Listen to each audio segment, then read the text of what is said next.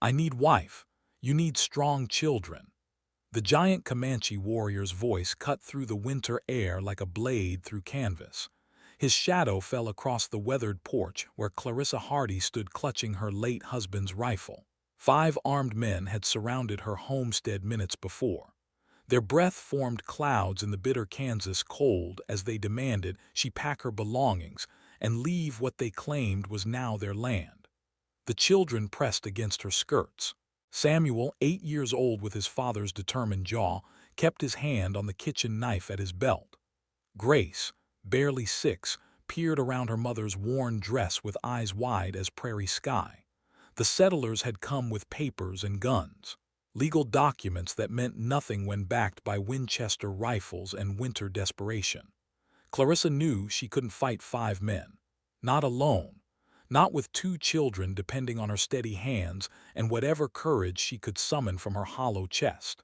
Then the stranger had emerged from the tree line like something conjured from the earth itself. Tall Oak stood 7 feet if he measured an inch. His presence seemed to bend the very air around him. Braided hair hung past shoulders broad enough to bear the weight of mountains. War paint marked his cheekbones in lines sharp as winter lightning. The beaded leather of his clothing caught what thin sunlight managed to pierce the gray December sky. The armed men shifted nervous glances between each other.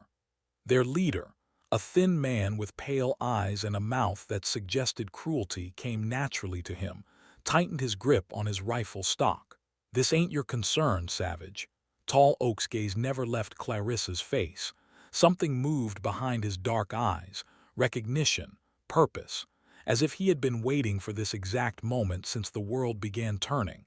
Woman fights alone. Children starve before spring snow melts. His English carried the careful rhythm of someone speaking a borrowed tongue, each word chosen with the precision of a hunter placing arrows. "I offer protection, alliance, future." The pale-eyed man stepped forward. His boots crunched frost-hardened earth. "We got legal claim to this property. Bank foreclosed last month. Nothing you or anyone else can do about that." Clarissa's heart hammered against her ribs. The foreclosure notice had arrived 3 weeks ago. Her husband's death 6 months past had left debts she couldn't pay and land she couldn't work alone. The bank had been patient while she struggled through harvest season. But patience had limits when winter bills came due. Bank papers mean nothing when woman dies of cold. Tall Oak took a step closer to the porch. The floorboards creaked under Clarissa's feet as she shifted her weight. Children need food, shelter, strong hands to work land. Samuel tugged at his mother's sleeve. "Mama, who is he?" Grace whispered something too soft for anyone but her brother to hear. The little girl's fingers twisted in the fabric of her mother's dress. The same dress Clarissa had worn to her husband's funeral. The same dress she wore every day, because it was the only one without holes worn through by grief and hard work. "I don't know, baby." Clarissa's voice stayed steady despite the fear clawing at her throat. "I don't know." The pale-eyed man raised his rifle halfway to his shoulder. His companions followed suit. Metal clicked as hammers pulled back. "Last chance, savage. Walk away or we'll put you down like a rabid dog." Tall Oak's hand moved to the tomahawk at his belt, not threatening, simply acknowledging its presence, the way a man might touch a familiar tool before beginning important work. 5 bullets, 1 warrior, good odds for white men. His lips curved into something that might have been a smile if it held any warmth. But warrior knows this land, knows which of you falls first when shooting starts, knows which of you runs fastest when friends begin dying. Silence stretched between them like a rope drawn taut. Wind moaned through the bare branches of the oak tree that had given the homestead its name. The same tree where Clarissa's husband had proposed 7 years ago. The same tree where she now buried her dreams one frozen day at a time. The pale-eyed man's rifle barrel wavered slightly. Sweat beaded on his forehead despite the cold. "This ain't over, woman.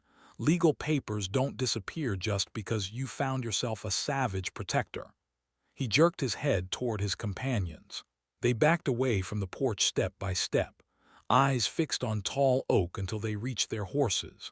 Only then did they mount and ride toward the distant town. Hoofbeats faded into the vast emptiness that surrounded the hardy homestead on all sides. Clarissa's legs nearly buckled with relief. She leaned against the porch railing and tried to slow her breathing. The rifle trembled in her hands until she set it aside. "Why?" The word came out as barely more than a whisper. Tall Oak studied her face with the intensity of a man reading signs in storm clouds. His eyes held depths she couldn't fathom. Pain, perhaps, or hunger of a kind that had nothing to do with food. Comanche people grow few. White settlement pushes tribe toward sunset lands where nothing grows. Old ways die when young warriors have no purpose. He gestured toward Samuel and Grace with one massive hand. Strong children from two peoples. New path forward when old paths lead to darkness. Grace stepped out from behind her mother's skirts. Her small voice carried clearly in the cold air. "Are you going to hurt us?"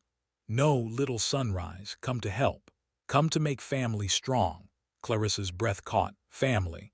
The word hung between them like something sacred and terrifying all at once. She looked at her children, really looked at them. Samuel's coat had holes at both elbows. Grace's shoes would not last another month.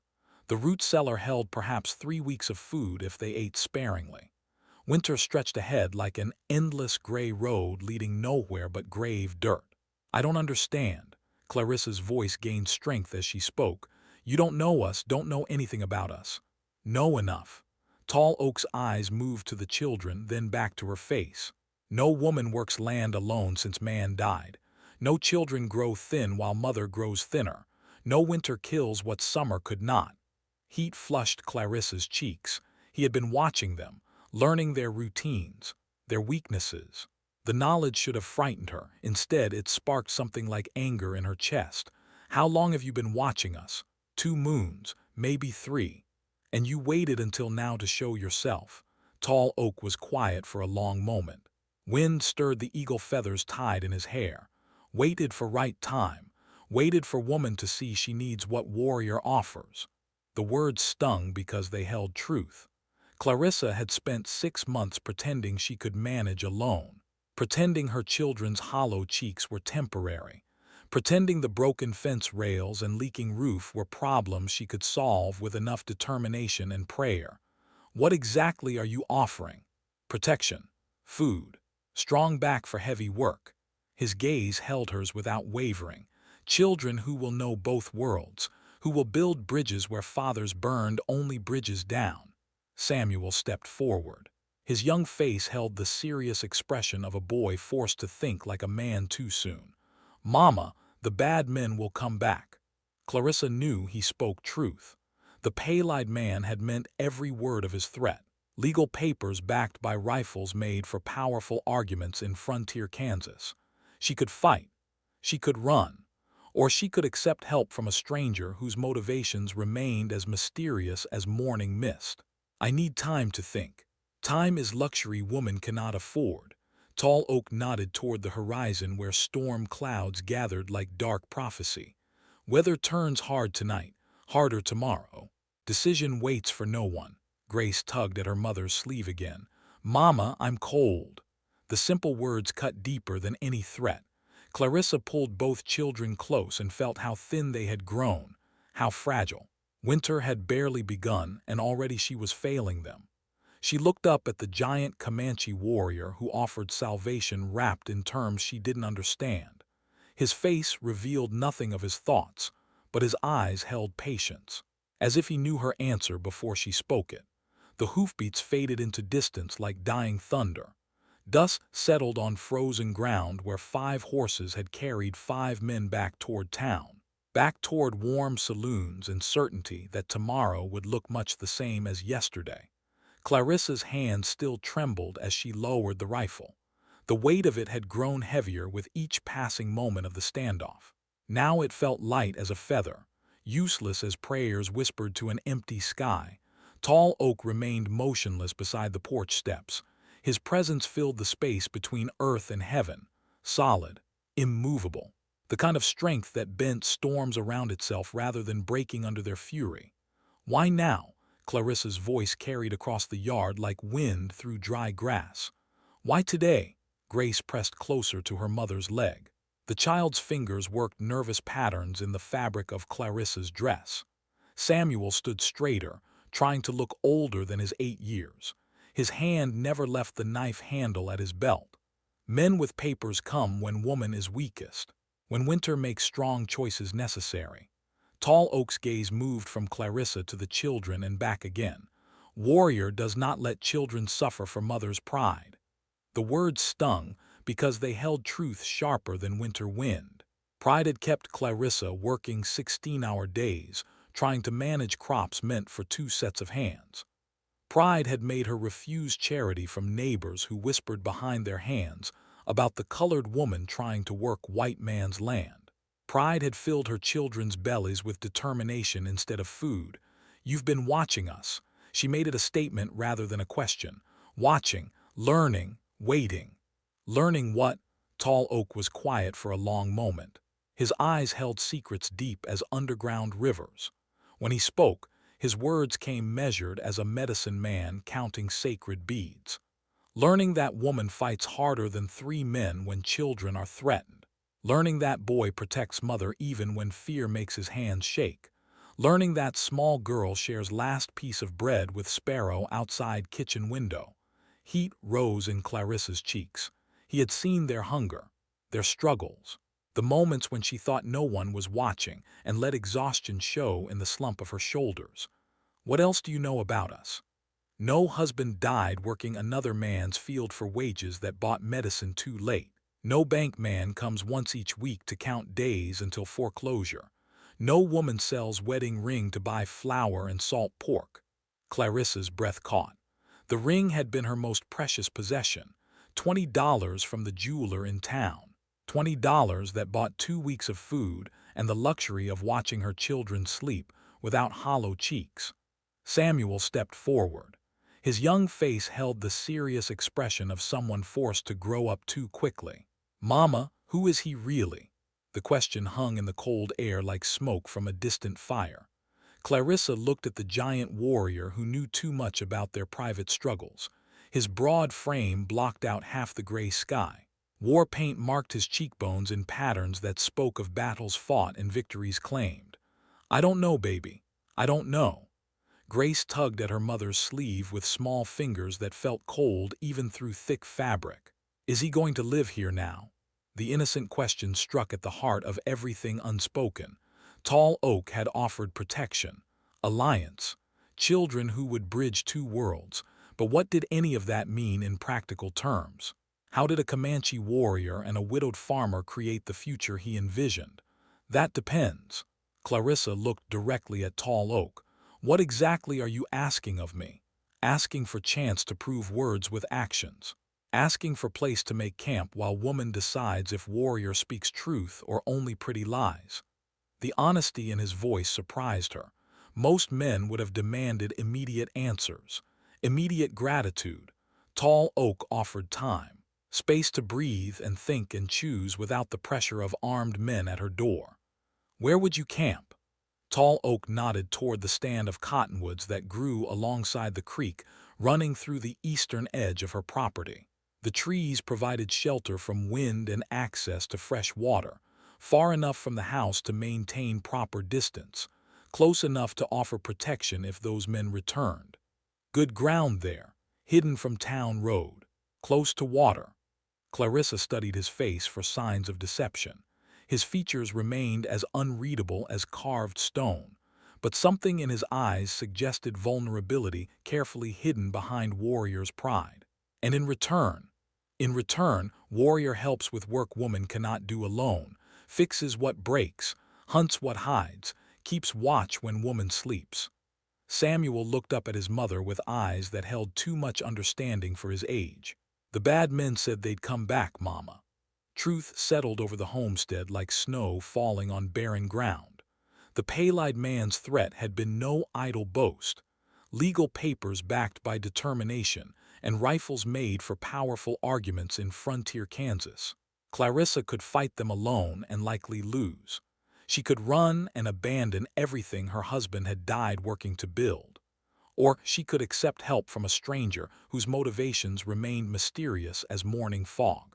How do I know you won't hurt us? Tall Oak reached slowly into the leather pouch at his belt. His movements were deliberate, unthreatening.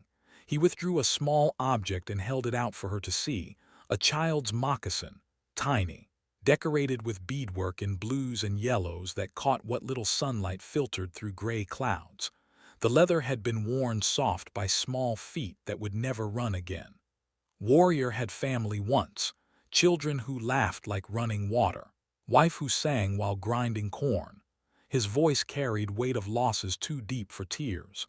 Disease came with white man's blankets, took everything that mattered. Grace stepped closer to the porch railing, her young eyes fixed on the small moccasin with the fascination children reserved for beautiful things. Where did they go? Same place your papa went, little Sunrise. Place where pain ends and love continues. The gentle explanation struck Clarissa like a physical blow. She had struggled for months to help her children understand their father's death. This stranger had found words that brought comfort instead of confusion. I'm sorry for your loss. Tall Oak carefully returned the moccasin to his pouch. His hands moved with the reverence reserved for sacred objects. Sorrow shared grows lighter, joy shared grows stronger. This is why Warrior seeks new family instead of walking alone toward sunset. Wind stirred the bare branches of the oak tree that had given the homestead its name. The sound was lonely as wolves howling at empty moon. Clarissa pulled her shawl tighter around her shoulders and tried to make sense of the impossible choice laid before her. Trust a stranger who offered everything she needed, or maintain independence that was slowly killing her children. If I say yes to your camping here, what happens next? Next, Warrior makes fire and warm food. Next, children sleep without hunger. Next, woman rests knowing someone else keeps watch in darkness. The simple promises sounded like paradise after months of carrying every burden alone. But trust came hard when survival depended on careful choices. And if I say no, Tall Oak's expression never changed, but something shifted behind his eyes, acceptance perhaps, or resignation to disappointment familiar as his own shadow. Then Warrior walks back to forest. Woman continues fighting alone. Children grow thinner while winter grows stronger. Samuel moved to stand beside his mother. His small hand found hers and squeezed with surprising strength. I think we should let him stay, Mama. I think Papa would want us to be safe.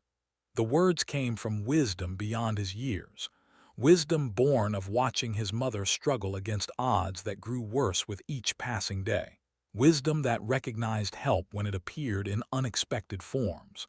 Clarissa looked at her son's serious face, then at Grace, who had pressed herself against the porch railing to get a better look at the giant warrior.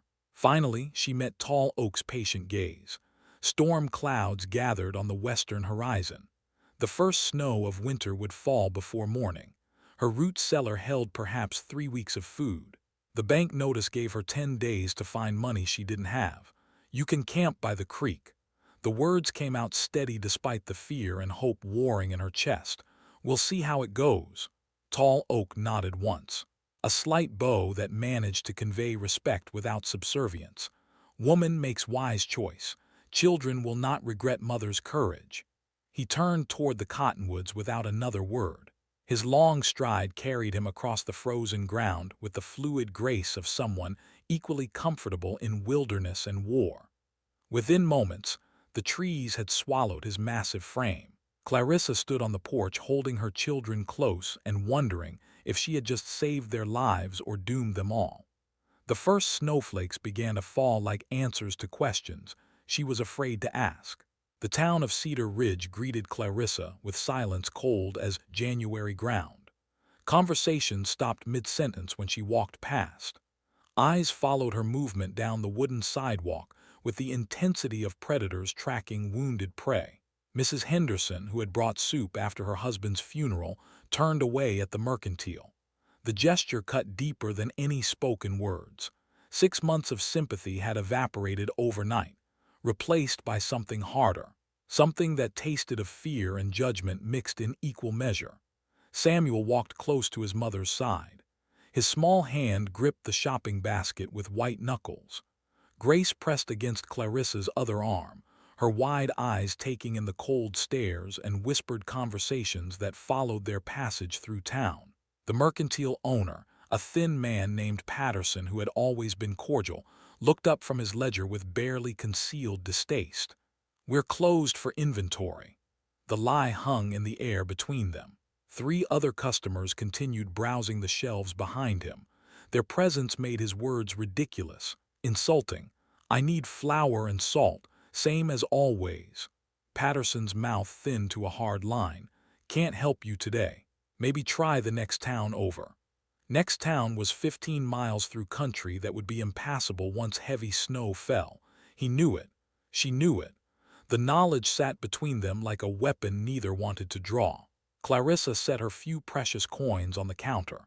The metal rang against wood with the sound of dignity refusing to bend. "My money spends the same as anyone else's." "Your choices don't sit the same, though, do they?" The words carried poison wrapped in politeness. Clarissa felt her children press closer to her sides. Their small bodies radiated tension they were too young to fully understand. "I don't know what you mean." Patterson leaned forward across the counter. His breath smelled of tobacco and something rotten. "Heard you got yourself some protection out at that homestead. Heard it's the kind of protection decent folks don't approve of." Heat rose in Clarissa's cheeks. News traveled fast in small towns, faster when it carried the spice of scandal and the promise of something to discuss over Sunday dinner. "I don't see how my business concerns you." "Concerns all of us when one of our own takes up with savages. Makes the whole community look bad, makes us all less safe." The word savage hit her like a physical blow. Tall Oak's face rose in her memory. The gentle way he had explained death to Grace.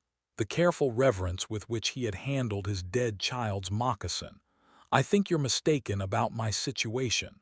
Patterson straightened. His hand moved to rest on something beneath the counter. Metal glinted in the lamplight.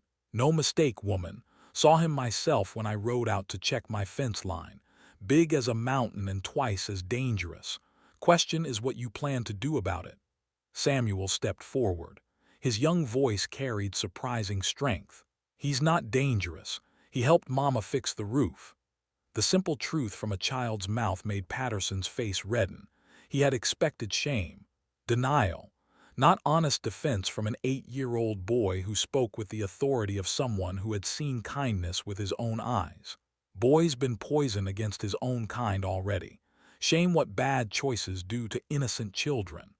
Clarissa's hands clenched into fists.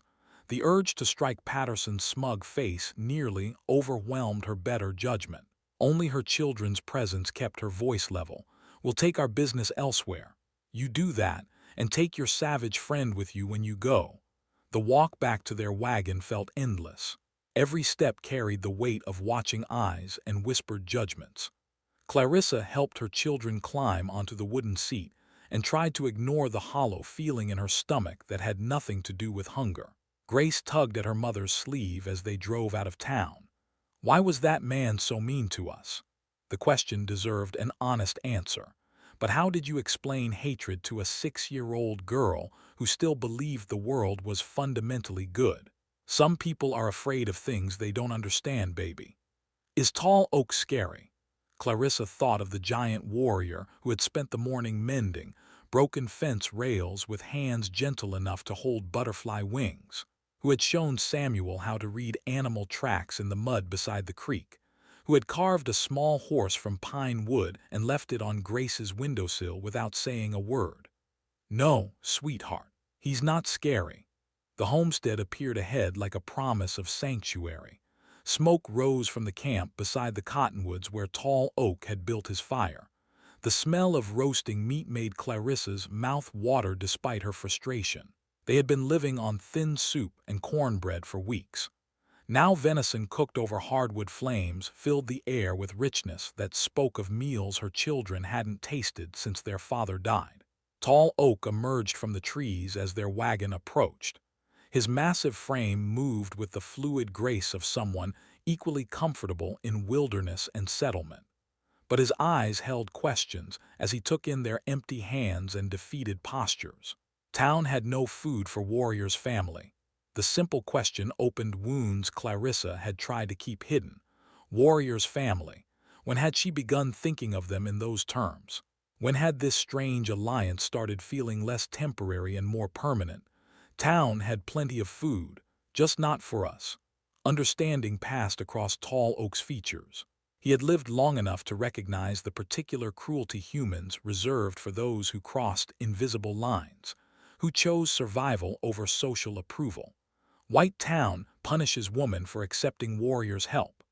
Samuel climbed down from the wagon with the careful dignity of someone trying to be braver than he felt. They called you a savage, said Mama made bad choices. Tall Oak knelt beside the boy. His huge hands rested gently on Samuel's thin shoulders.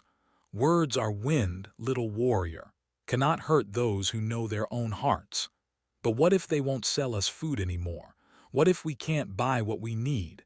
The practical question cut to the heart of their situation.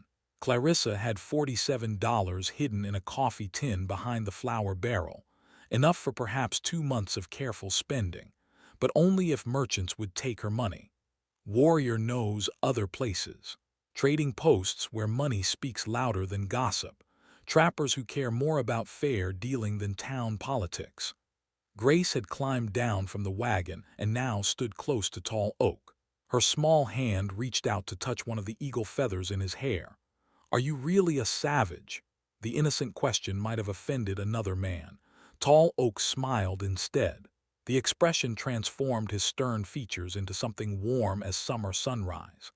Savage means wild, little sunshine. Means living by nature's laws instead of man's rules. Maybe Warrior is savage. Maybe that is not bad thing. Clarissa watched her daughter nod seriously as she considered this new definition. Children adapted so much faster than adults. They saw people instead of labels, hearts instead of skin color. Town will talk, Clarissa said. Talk will spread to other towns. Let them talk. Words cannot stop winter or plant spring crops, cannot fix broken things or protect what matters. Tall Oak rose to his full height. His presence filled the space between earth and sky with quiet confidence. Woman worries about wrong things. Should worry about full bellies and warm sleep. Should worry about children's future, not neighbors' opinions. He was right. Clarissa knew it with the certainty of someone who had spent months choosing between pride and survival. Town approval meant nothing if her children starved. Social standing was worthless if winter killed them all. What do we do now? Now we eat. Now children learn skills that matter more than town merchants' blessing. Now Warrior shows family how to live without depending on those who would see them fail. The smell of roasting venison grew stronger as evening shadows lengthened across the homestead. Clarissa realized she hadn't smelled meat cooking in their kitchen for over a month. Hadn't seen her children's eyes light up at the promise of full stomachs. Is that deer? Young buck. Foolish enough to drink from creek where Warrior waited with patience. Tall Oak's eyes held satisfaction deeper than mere hunting success. Enough meat for many meals. Enough to see family through first hard freeze. Samuel's stomach growled audibly. The sound made all 3 adults smile despite the day's frustrations. Can we eat it tonight? Tonight and many nights after. Warrior knows ways to preserve meat through winter. Ways to make little food last long time. Clarissa felt something loosen in her chest. A knot of worry that had been tightening for months. Maybe they would survive winter after all. Maybe accepting help from this strange warrior was the smartest choice she had ever made, even if it cost her everything else. The fire crackled higher as full darkness settled over the Kansas prairie. Orange light danced across faces gathered around warmth and food and the promise of tomorrow. Town gossip felt distant as stars, less important than the simple miracle of her children laughing around a properly filled table. For the first time since her husband's death, Clarissa Hardy felt something that might have been hope taking root in the frozen ground of her heart. The barn roof collapsed during the 3rd week of January. Ice had built up in layers until the weight became too much for rotted timber to bear. The crash woke Clarissa from restless sleep. her heart hammering against ribs that felt too thin to contain it. Samuel appeared in her doorway within seconds. His bare feet slapped against cold floorboards as he ran to the window facing the outbuildings. "Mama!" The whole thing came down. Grace emerged from her small room, rubbing sleep from her eyes. The sound had frightened her. Clarissa could see it in the way her daughter's shoulders hunched forward like a bird trying to make itself smaller. Outside, snow fell in thick curtains that made the world disappear beyond 20 feet. The kind of storm that killed travelers foolish enough to venture out. The kind that tested the strength of every structure standing against prairie wind. Clarissa pulled on her heaviest coat and stepped onto the porch. Cold bit through wool and cotton to find skin underneath. Her breath formed clouds that dissipated into darkness heavy with falling snow. The barn had housed their milk cow and 3 chickens. The cow was dead. Clarissa could see her motionless form beneath twisted beams and broken boards. The chickens were nowhere visible, likely crushed or scattered into the storm where they would freeze before morning. Tall Oak materialized from the white curtain of snow. His massive frame cut through the storm with the determination of someone accustomed to harsh weather. Ice crystals clung to his braided hair and the fur collar of his winter coat. He moved toward the collapsed barn without hesitation. His hands began pulling boards away from the wreckage with methodical precision.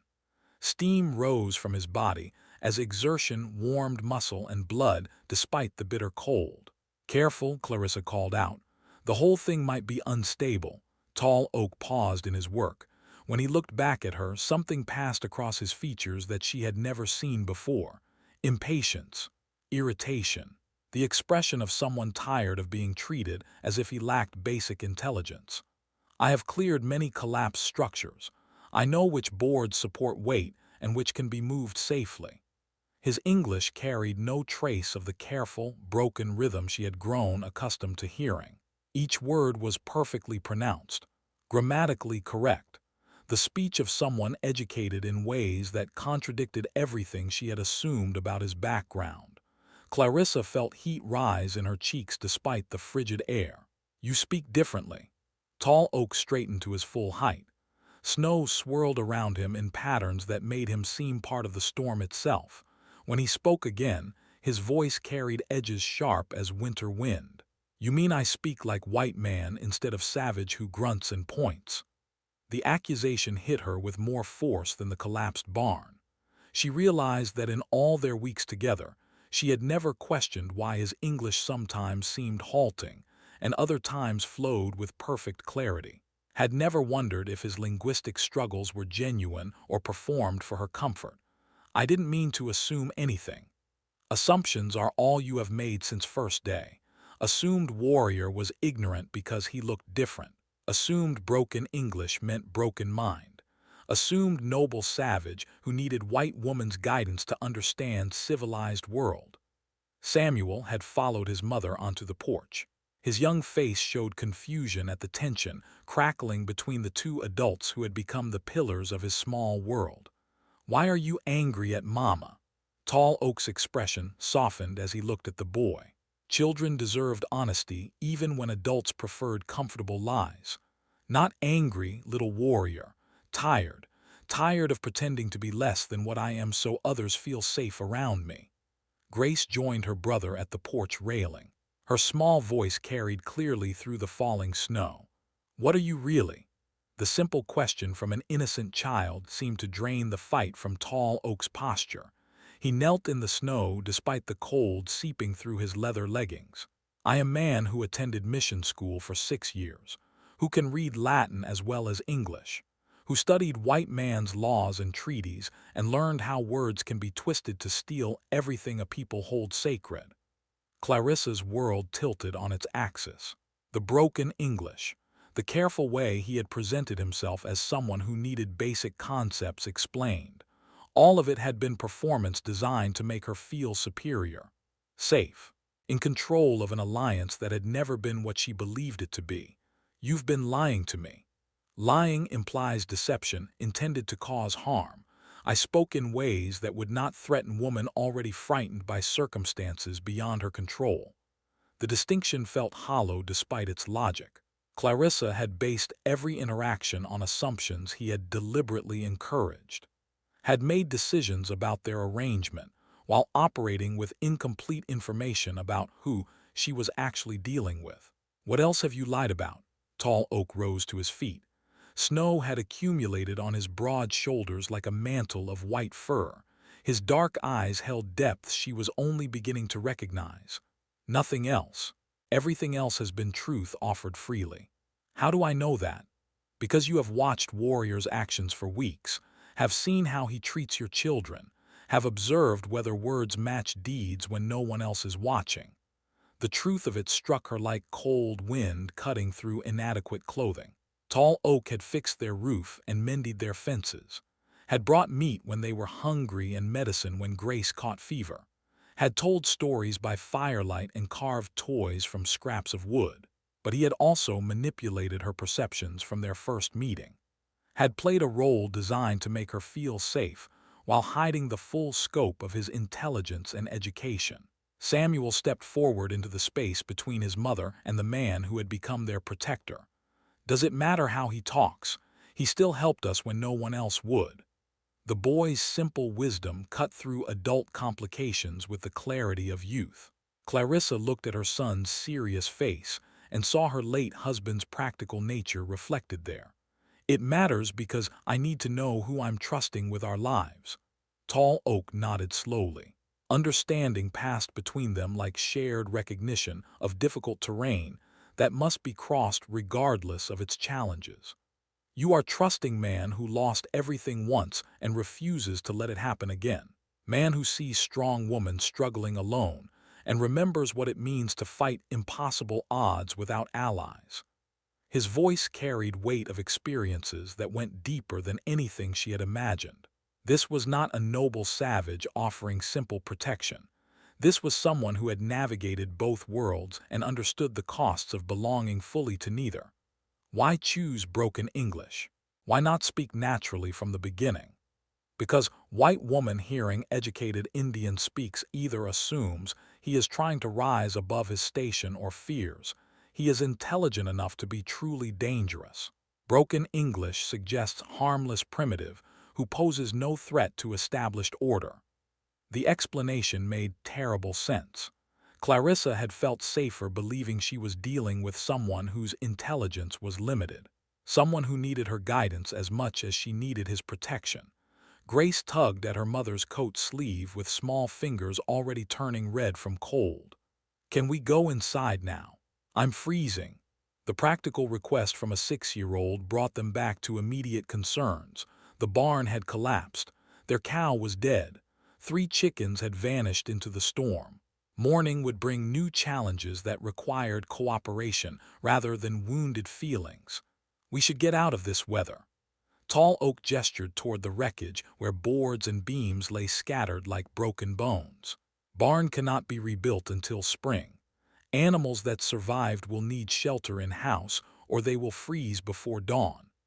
Clarissa looked at her small cabin and wondered how they would fit 3 humans, however many chickens had survived, and whatever other livestock might need protection from the storm that showed no signs of weakening. "There's not much room inside. There is enough room for what matters. Animals can sleep by kitchen fire. Children can share warmth. Adults can take turns keeping watch to ensure fire does not die." The practical arrangements felt strange after the emotional revelation of the past few minutes. They would spend the night in close quarters with someone she was still learning to see clearly. Someone whose intelligence and education made their alliance more complex than she had understood. Samuel had already started toward the collapsed barn. His small form disappeared into swirling snow as he searched for surviving chickens. Grace followed her brother with the determined steps of someone who had learned early that survival required everyone to contribute. Clarissa watched her children work alongside the man who had just shattered her assumptions about their relationship. Tall Oak moved with efficiency born of experience. His education had not softened hands that knew how to work or eyes that could read weather signs in cloud formations.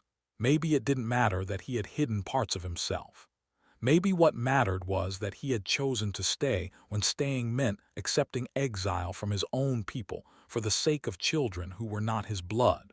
The storm continued to rage around their small island of light and warmth. Inside, they would crowd together around the kitchen fire and listen to wind testing every board in the cabin walls. They would take turns keeping watch and sharing whatever food remained in the root cellar. And perhaps by morning, Clarissa would understand that trust was not about knowing everything about someone. It was about watching how they acted when everything else fell apart. They arrived with the spring thaw like water finding cracks in winter-hardened ground. 7 Comanche riders emerged from the cottonwood grove, where morning mist still clung to bare branches. Their horses moved with the fluid grace of animals bred for endless prairie and sudden war. Clarissa set down the bucket of milk she had been carrying from their makeshift shelter. The surviving chickens scattered around her feet with nervous clucking. Samuel appeared at her shoulder, his hand instinctively moving to the knife at his belt. Grace pressed against her mother's leg and stared at the approaching riders with eyes wide as summer sky.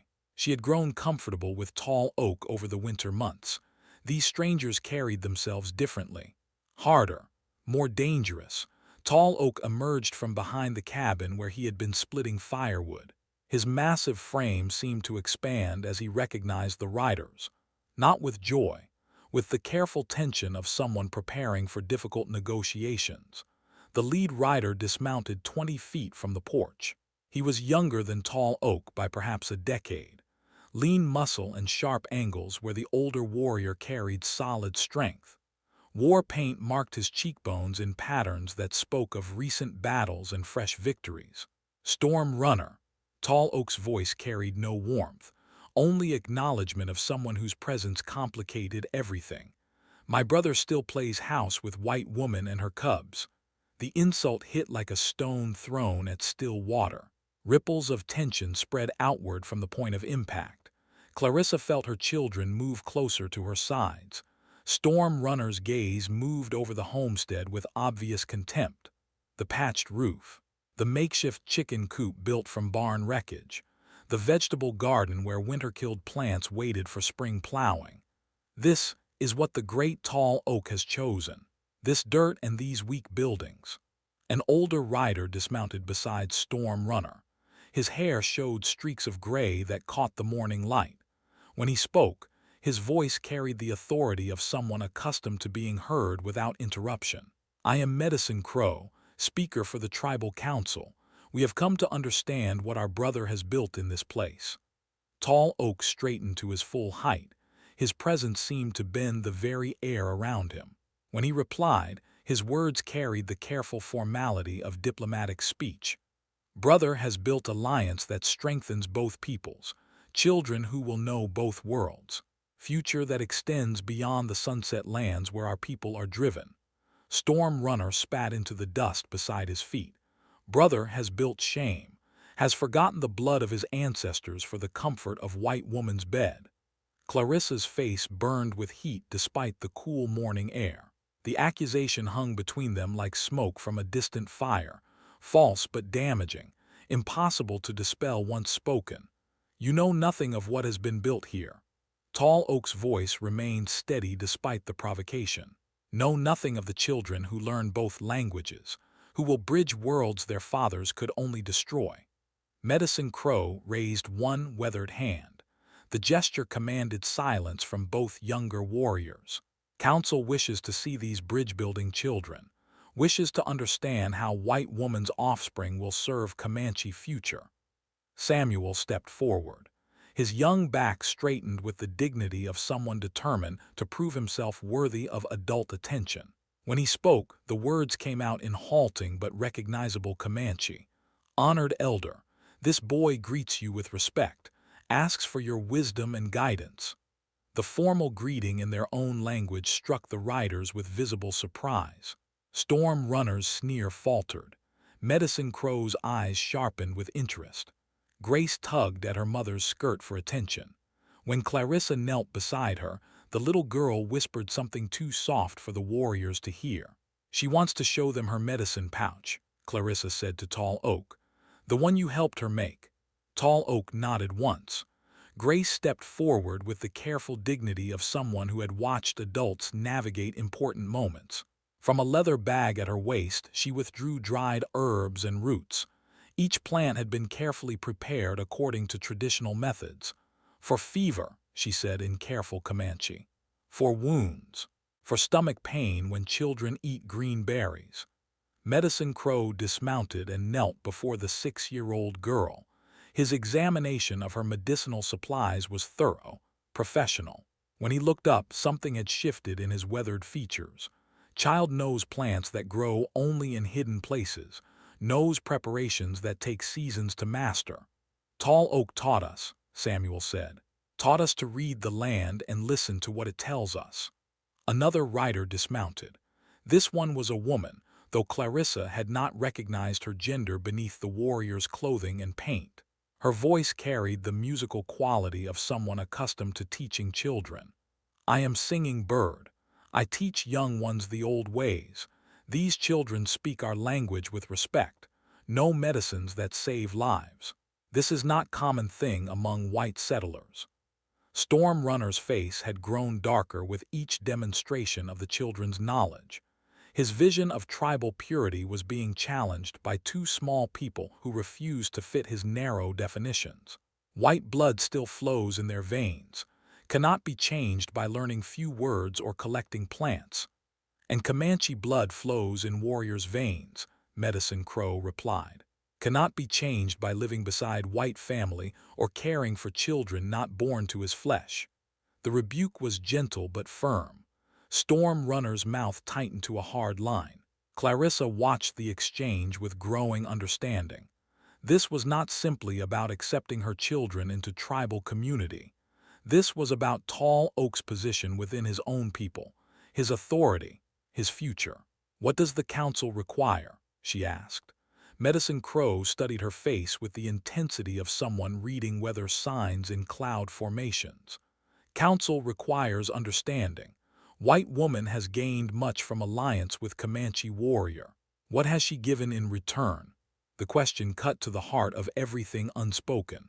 Clarissa looked at her children, who had thrived under Tall Oak's teaching, at the homestead, which had survived winter because of his strength and knowledge, at the man himself, who had sacrificed his standing among his own people for the sake of strangers.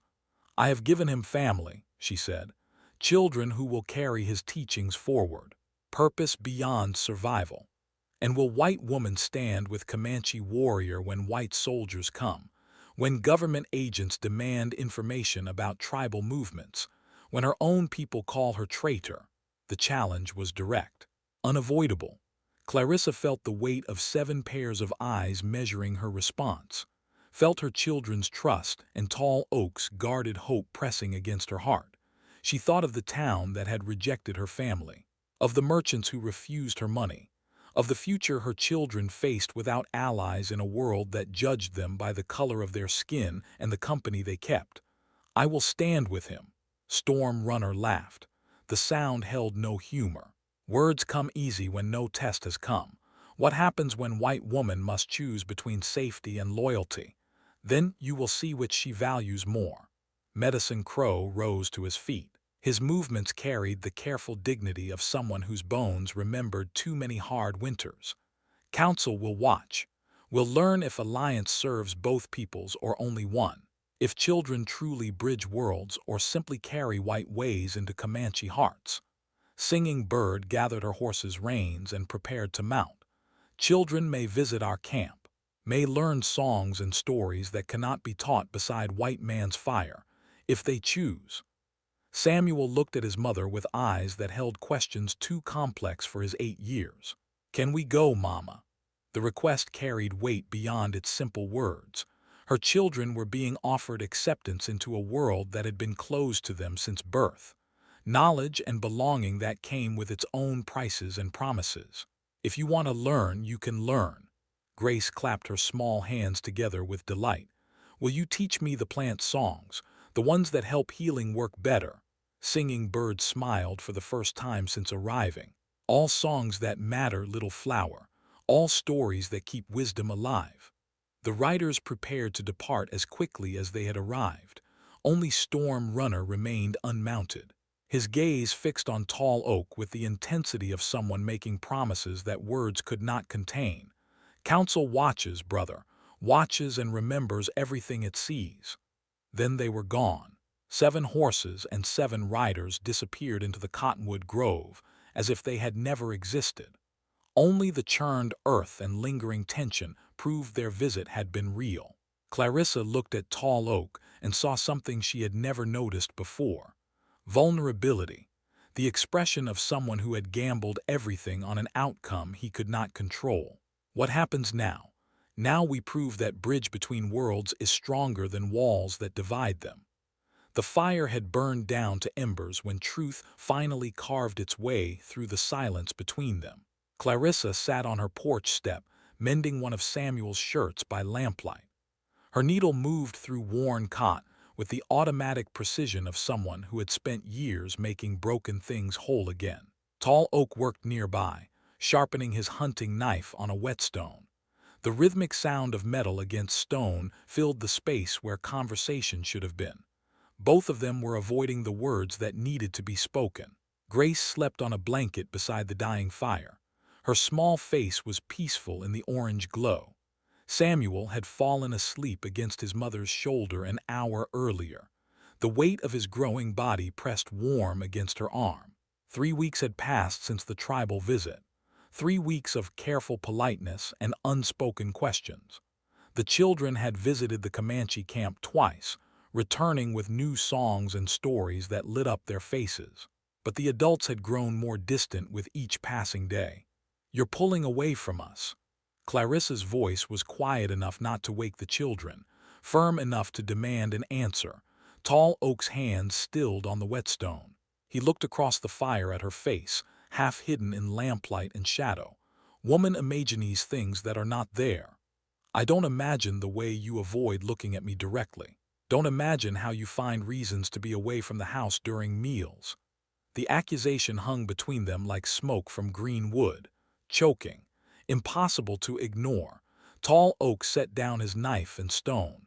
His massive hands rested on his knees as he stared into the dying fire. When he spoke, his words came slowly, carefully chosen. Tribal visit changes things, makes warrior remember costs of choosing white family over Comanche future. Heat rose in Clarissa's chest. Not anger, something deeper, something that tasted of abandonment and broken promises. "Are you having second thoughts about our arrangement?" Arrangement. He repeated the word as if it had burned his tongue. "Is that what woman calls what has grown between us?" The question caught her off guard.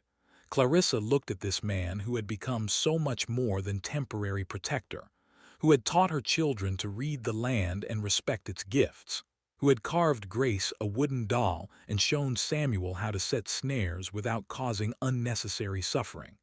"What would you call it?" Tall Oak was quiet for so long that she thought he might not answer. Wind stirred the ashes in the fire pit, sending sparks spiraling up toward stars that seemed impossibly distant. "Would call it family, if warrior had right to claim such things." The words hit her like cold water thrown on sleeping face. Family, the thing she had been afraid to hope for since her husband's death. The thing that made her feel guilty for wanting it with someone who was not the father of her children.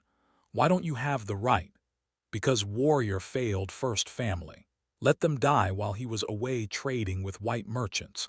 Came home to find wife and children buried beside creek where they used to gather medicines." The pain in his voice was raw as fresh wound.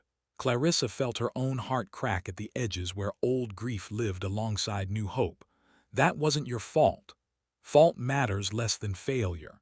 Woman trusted warrior to keep family safe. Children trusted father to protect them from white man's diseases. Trust was broken when it mattered most." Samuel stirred against her shoulder, his young face scrunched with the expression of someone dreaming troubled dreams. Clarissa smoothed his hair and tried to find words that could bridge the distance growing between her and the man across the fire. "Losing people you love doesn't mean you failed them." Easy words from woman who never watched children die from fever while helpless to save them. The harsh reply cut deeper than he had intended. Clarissa flinched as if he had struck her. You think I don't know what it means to lose someone? Think I don't wake up every night wondering if I could have done something different to save my husband? Tall Oak looked up from the fire. In the orange light, his face showed surprise and something that might have been recognition. Woman blames herself for husband's death. Every day. He was working Henderson's field because I asked him to take the job. Extra money for winter supplies. If I hadn't pushed him to work that day, he wouldn't have been there when the horse spooked, wouldn't have been kicked in the head, wouldn't have died 3 days later calling for water I couldn't give him fast enough. The confession came out in a rush. Words she had never spoken aloud to another living soul. Guilt she had carried alone through 6 months of struggling to keep his memory alive while building something new. You think warrior judges woman for husband's death. I think you understand what it means to carry blame that logic can't wash away. They looked at each other across the dying fire. Two people who had learned that love and loss lived so close together that sometimes you couldn't tell them apart. Grace stirred on her blanket. Her small voice rose from the edge of sleep. Mama, why are you sad? Not sad, baby. Just talking with Tall Oak about grown-up things. Is he going away? The innocent question hit like arrow finding its mark. Clarissa felt Tall Oak's gaze on her face but couldn't bring herself to meet his eyes. No one's going anywhere, sweetheart. Go back to sleep. Grace settled back onto her blanket with the easy trust of childhood. Within moments, her breathing had returned to the steady rhythm of deep sleep. Tall Oak rose from his place by the fire. His movement was careful, quiet, the gesture of someone preparing to leave difficult ground behind. Maybe child is wiser than adults. Maybe questions that matter most come from those too young to fear answers. He walked to the edge of the porch and stood looking out at the prairie that stretched toward distant stars. His broad shoulders blocked out half the sky. What are you afraid of? Clarissa asked. Afraid of caring too much again, afraid of failing again when caring leads to loss. And what am I afraid of? He turned to look at her. In the lamplight, his face held the carved stillness of someone who had learned to read hearts as clearly as weather signs. Afraid of wanting something that feels too good to last. Afraid of betraying dead husband's memory by choosing to live instead of just surviving. The truth of it struck her like recognition of her own face in still water. She had been surviving for 6 months, existing, getting through each day without letting herself hope for more than another sunrise. Maybe we're both afraid of the same thing. What thing is that? Afraid of admitting that what we have is worth the risk of losing it. Tall Oak moved back toward the fire. His steps carried the careful weight of someone approaching sacred ground. Warrior has watched woman with her children, has seen how she fights for them, how she sacrifices for them, how she loves them enough to accept help from stranger when pride said to refuse. He knelt beside her chair. His huge hands rested on the porch step between them. Has seen woman strong enough to build new life from ashes of old one. Beautiful enough to make warrior forget why he chose to walk alone. Brave enough to stand with Comanche warrior when her own people call her traitor. Clarissa's breath caught. No one had called her beautiful since her husband died. No one had seen strength in her daily struggles or courage in her desperate choices. You see things that aren't there. Warrior sees woman who saved his life by giving him reason to live again, who trusted him with most precious things she possessed, who made him remember that family means choosing to love even when love comes with cost of losing. He reached up and touched her face with fingers gentle enough to hold butterfly wings. His palm was warm against her cheek. Woman gave warrior greatest gift possible, chance to be father again, chance to protect family that chose him instead of family lost to circumstances beyond his control. Tears she hadn't allowed herself to shed for months spilled over onto his hand. Relief and grief and something that might have been hope all mixed together like water finding its level. I'm scared. Fear proves that what we protect matters enough to lose. Proves that family we build is worth defending. Samuel shifted against her shoulder again. This time his eyes opened and focused on the two adults whose quiet conversation had drawn him from sleep. "Are you going to marry Mama?" The direct question from 8-year-old lips cut through all their careful adult dancing around the truth. Tall Oak looked at Clarissa. His dark eyes held question marks and promises in equal measure. "Would boy want warrior for father? You're already my father in everything that matters." The simple acceptance from a child who had lost one father and chosen another broke something loose in both adults. Clarissa felt walls she had built around her heart begin to crumble.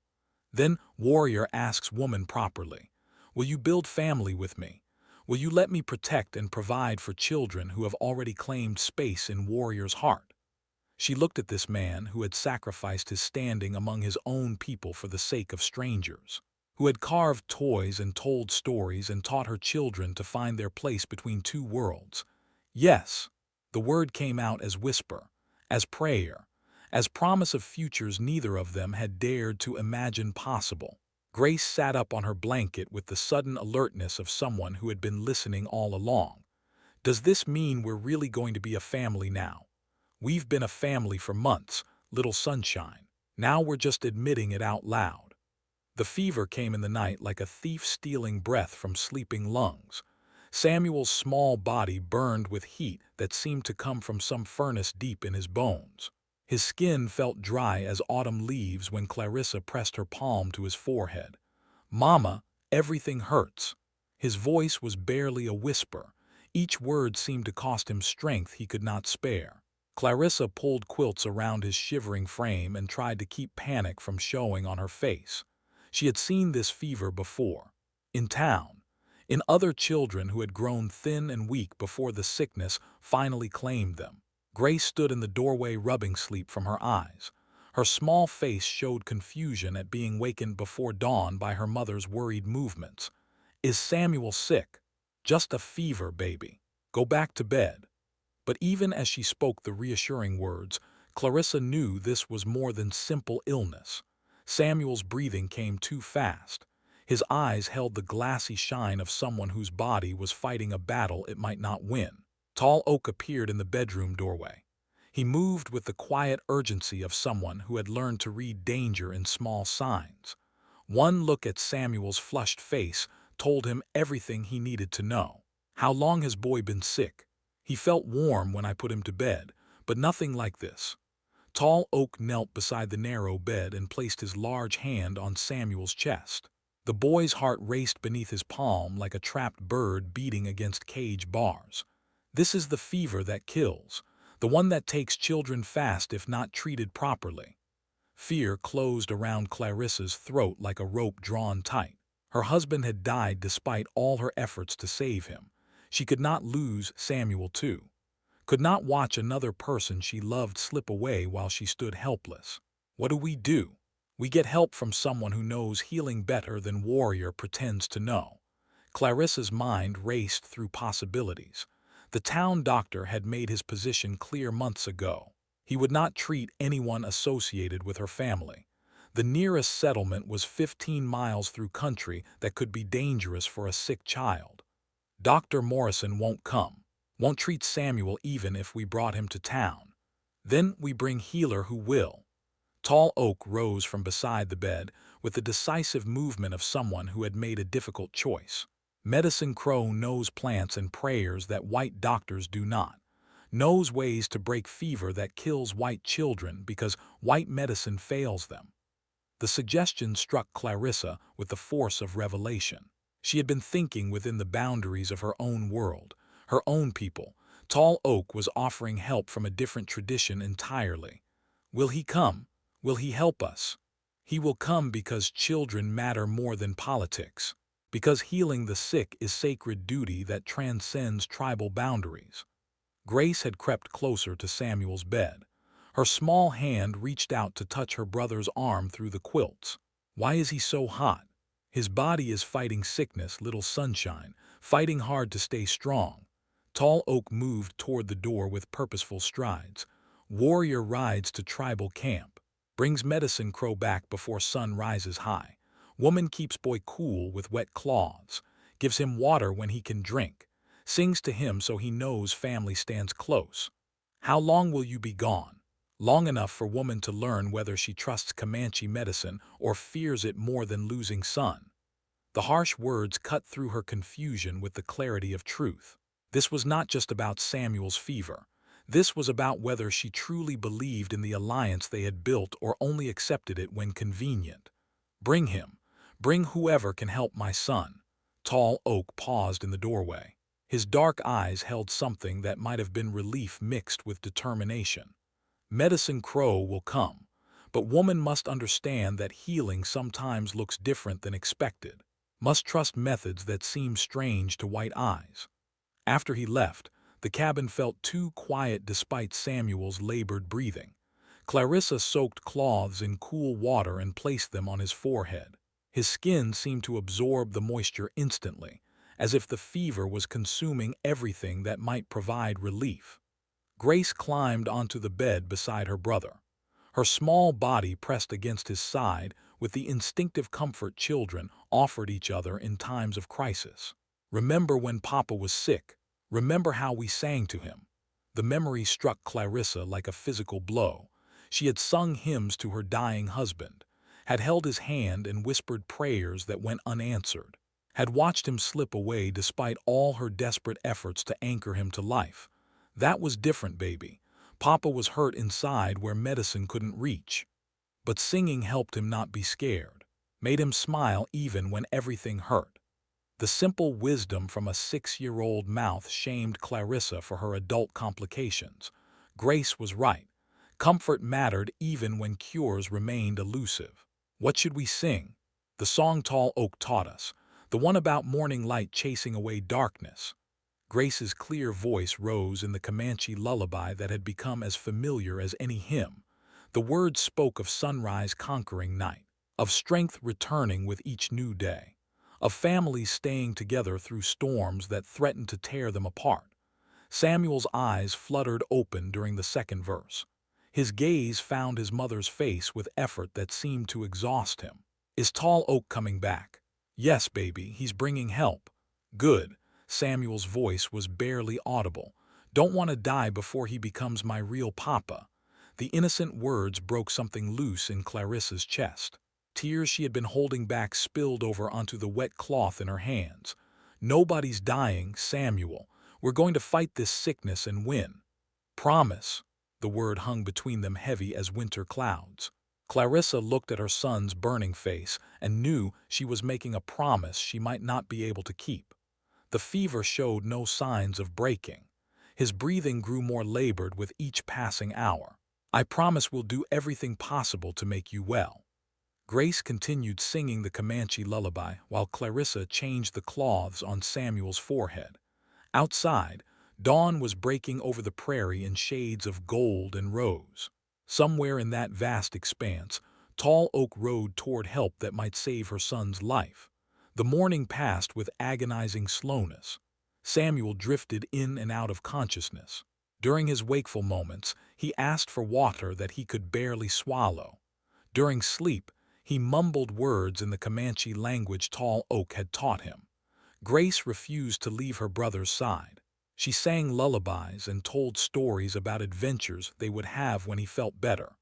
Her small voice carried the determined cheerfulness of someone trying to will good health through pure optimism. Near midday, hoofbeats sounded in the yard. Clarissa looked through the window and saw 2 riders approaching. Tall Oak's massive frame was unmistakable even at distance. Beside him rode an older man whose gray hair caught the sunlight. Medicine Crow dismounted with the careful movements of someone whose bones remembered too many hard seasons. He carried a leather bag that clinked softly with the sound of bottles and containers, tools of healing gathered over decades of tending the sick. He entered the cabin without ceremony and moved directly to Samuel's bedside. His weathered hands examined the boy with professional thoroughness, felt his pulse, listened to his breathing, looked into eyes that showed too much white around dilated pupils. This is the fever that comes with spring rains, kills quickly if not treated properly. Can you help him? Medicine Crow was already opening his leather bag. Inside, Clarissa saw bundles of dried plants, small vials of liquid that caught the light, carved bone instruments she could not identify. Can try, but woman must trust methods that white doctors do not understand. Must let Comanche healer work without interference. Grace looked up from her place beside Samuel's bed. "Will you make my brother better?" The old healer's stern expression softened as he looked at the little girl's worried face. "We'll try, small flower. We'll use all knowledge gathered over long lifetime of healing sick children." He began preparing remedies with the practiced efficiency of someone who had performed these rituals countless times. Herbs went into a small pot of water that he set over the fire. Powders were mixed with liquids that turned colors Clarissa had never seen. "What can I do to help?" "Keep sister busy while healer works. Fever may get worse before it breaks. Child should not see brother struggle." The warning sent cold fear through Clarissa's veins, but she lifted Grace from the bed and carried her to the kitchen where they could wait without witnessing whatever came next. Through the open doorway, she watched Medicine Crow work over her son, with the focused intensity of someone engaged in sacred battle. His hands moved with purpose born of knowledge passed down through generations. Samuel's fever climbed higher as afternoon shadows lengthened. His small body shook with chills despite the heat radiating from his skin. But Medicine Crow continued his work with patience that seemed as endless as prairie sky. As evening approached, something shifted. Samuel's breathing grew easier. The terrible heat began to fade from his skin. Color returned to cheeks that had been flushed with sickness. Medicine Crow sat back from his work and allowed himself a small smile. "Fever breaks. Boy will live to learn more Comanche songs."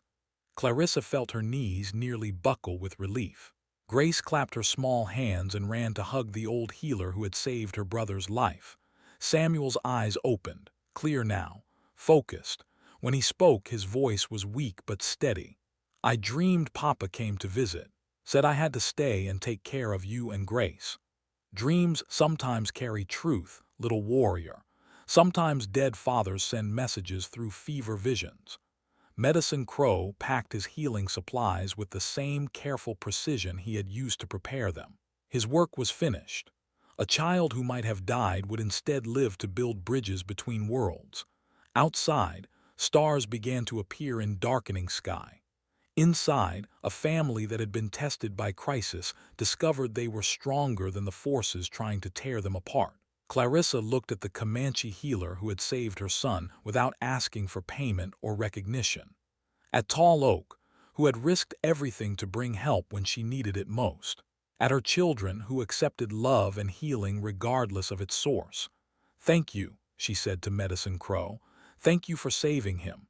Thanks belong to Great Spirit who guides healers' hands, and to woman brave enough to trust medicine that comes from different tradition than her own." The simple words carried weight beyond their surface meaning. Tonight, Clarissa had learned that survival sometimes required accepting help that challenged everything she thought she knew about the world. Her son would live, her family would remain whole, and she would never again doubt the wisdom of building bridges between different ways of healing a broken world. The government agent arrived with the first heat of summer, his blue uniform dark with sweat and his horse lathered from hard riding. Agent Morrison carried himself with the rigid posture of someone accustomed to delivering unwelcome news and expecting compliance without question. Clarissa was hanging laundry when she saw him approach. White sheets snapped in the prairie wind like surrender flags. She set down the wooden pins and smoothed her hands on her apron, trying to calm the sudden hammering of her heart. Samuel and Grace were at the creek with Tall Oak, learning to identify edible plants. Their laughter carried across the homestead like birdsong before a storm. Innocent, unaware that danger approached in the form of federal authority. "Mrs. Hardy." Agent Morrison touched the brim of his hat in a gesture that managed to convey respect and condescension in equal measure. "I'm Agent Morrison with the Bureau of Indian Affairs. I believe we need to discuss your current living situation." The formal words carried threat wrapped in bureaucratic politeness. Clarissa kept her expression neutral despite the fear crawling up her spine. I don't understand what my living situation has to do with the government. When that living situation involves harboring a hostile Indian, it becomes federal business. The accusation hit her like cold water. Hostile. The word painted Tall Oak as some kind of savage threat, rather than the man who had saved her children's lives and taught them to read the land with reverence. Tall Oak isn't hostile. He's been nothing but helpful since he came here. Agent Morrison dismounted and tied his horse to the porch railing. His movements were deliberate, calculated to demonstrate that he planned to stay until his business was concluded. The Comanche warrior known as Tall Oak is wanted for questioning regarding raids on settler wagon trains. His presence here puts your family and this entire region at risk. Clarissa's world tilted on its axis. Raids, wagon trains. The words conjured images of violence and bloodshed that seemed impossible to connect with the gentle giant who carved toys for her daughter and told stories by firelight. There must be some mistake. No mistake, ma'am. We have witness reports placing him with war parties that attacked 3 separate wagon trains over the past 2 years. Dozens of innocent people killed, property destroyed, children taken captive. The agent reached into his jacket and withdrew a folded paper. Official seals and signatures made it look important, legitimate, the kind of document that could destroy lives with the stroke of a pen. This is a federal warrant for his arrest. I'm authorized to offer you protection and relocation in exchange for your cooperation. What kind of cooperation? Agent Morrison's pale eyes held the calculating look of someone making a deal he expected to be accepted without negotiation. Information about his activities, details about other tribal members who may have visited your property, testimony that will help us build a case against him and his associates. The request struck her like a physical blow. They wanted her to betray the man who had become her children's father, who had risked everything to protect them when no one else would. And if I refuse, then you'll be considered an accessory to his crimes. Your children will be placed in federal custody for their own protection while you face charges of aiding and abetting a known criminal. The threat hung between them like smoke from a grass fire, choking, inescapable. Clarissa looked at her small cabin and tried to imagine federal agents taking Samuel and Grace away. Tried to picture them in some government facility, separated from everything they knew and loved. How long do I have to decide? 24 hours. I'll be staying at the hotel in Cedar Ridge. You can find me there when you're ready to discuss the details of your cooperation. Agent Morrison remounted his horse with the satisfied air of someone who believed he had already won. His uniform caught the afternoon sunlight as he rode toward town, leaving behind nothing but dust and the weight of an impossible choice. Clarissa sank onto the porch steps and tried to make sense of what she had just heard. Tall Oak, a raider who killed innocent people. The idea seemed as foreign as snow in July. But government agents didn't ride out to remote homesteads to make arrests based on rumors. Voices approached from the direction of the creek. Her children's laughter mixed with Tall Oak's deeper tones as they returned from their plant-gathering expedition. Grace carried a basket filled with wild greens.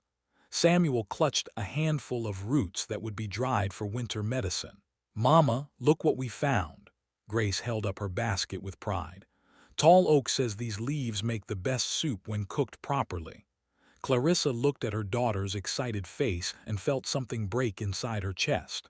In a few hours, she might have to choose between keeping her children safe and protecting the man who had taught them to find food in places she would never have thought to look. Tall Oak studied her expression with the intensity of someone who had learned to read danger in small changes. His dark eyes moved from her face to the horse tracks in the yard, then back again. Government man came while Warrior was away. Agent Morrison, from the Bureau of Indian Affairs. The name clearly meant something to Tall Oak. His broad shoulders tensed and his hand moved instinctively toward the knife at his belt. Morrison is hunter of men, collects scalps for bounty and calls it law enforcement. He says you're wanted for questioning about wagon train raids, says he has witnesses who can identify you. Tall Oak was quiet for a long moment. His gaze moved to Samuel and Grace, who had stopped their chatter to listen to the adult conversation they didn't fully understand. And what does woman believe? The simple question cut to the heart of everything. Did she believe government accusations or the evidence of her own eyes? Did she trust official documents or the man who had saved her son's life? I believe you've never hurt anyone who didn't deserve it. Belief and proof are different things in white man's court. Morrison's witnesses will swear to whatever story brings them reward money. Samuel stepped closer to his mother. His young face showed confusion at the tension crackling between the adults. Are you in trouble? Tall Oak knelt beside the boy and placed one large hand on his thin shoulder. Trouble finds Warrior whether he seeks it or not. Question is whether family stays safe while Warrior deals with those who would harm him. What did the agent offer? Grace asked, with the directness children brought to complicated situations. Clarissa looked at her daughter and wondered how to explain that sometimes protecting the people you loved required betraying them. He offered to relocate us somewhere safe, give us federal protection. In exchange for what? Tall Oak's voice carried the edge of someone who already knew the answer. Information about you, testimony that would help them build their case. The words tasted bitter as they left her mouth. Even speaking them felt like betrayal of everything they had built together. Tall Oak rose to his full height. His presence seemed to expand until he filled the space between earth and sky. Woman must choose what matters most: safety for children or loyalty to Warrior who may not deserve either. Don't make this about deserving. Make it about what's right. Right is keeping children safe. Right is choosing survival over sentiment when government agents make threats that will be carried out. Samuel looked back and forth between his mother and the man who had become his father in everything but blood. Can't we all just leave together? Go somewhere they won't find us. The innocent suggestion from an 8-year-old mouth highlighted the impossibility of their situation. There was nowhere to run that federal authority could not reach. No place to hide that determined agents could not eventually discover. Running makes Warrior look guilty of crimes he did not commit, makes women and children outlaws who can never return to normal life.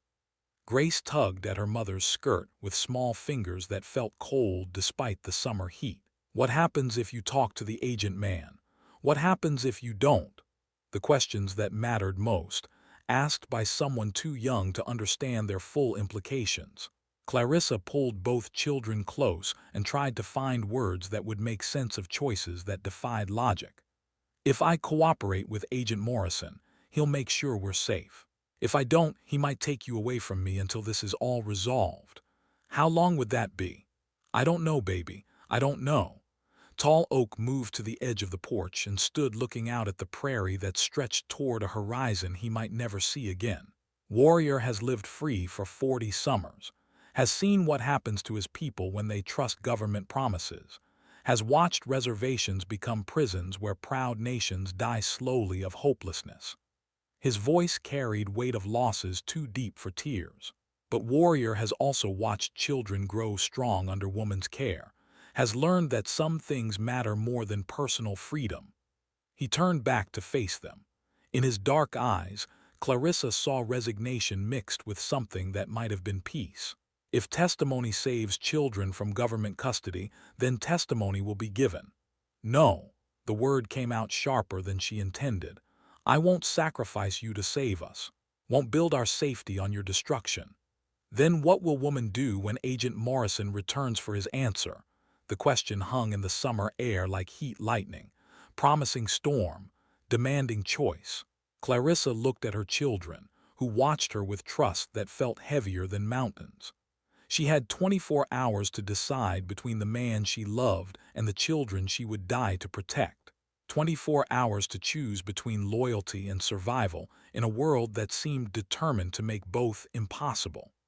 The sun began to set over the Kansas prairie, painting the sky in shades of gold and red that looked almost like blood.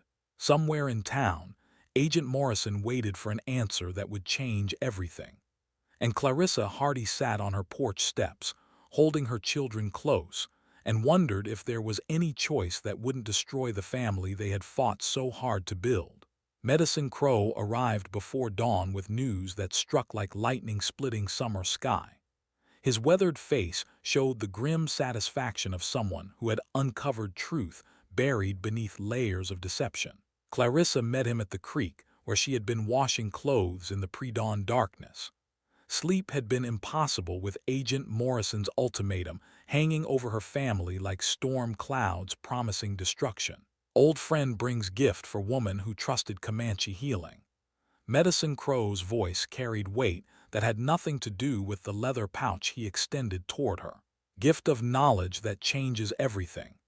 Inside the pouch were papers, official documents bearing government seals and signatures that looked important enough to reshape the world.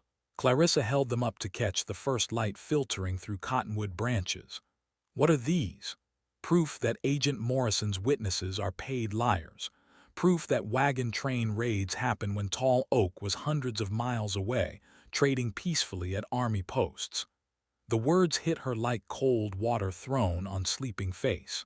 Clarissa stared at the documents that seemed to swim before her eyes as their implications became clear. Where did you get these? From army clerk who drinks too much whiskey and talks too freely about government business.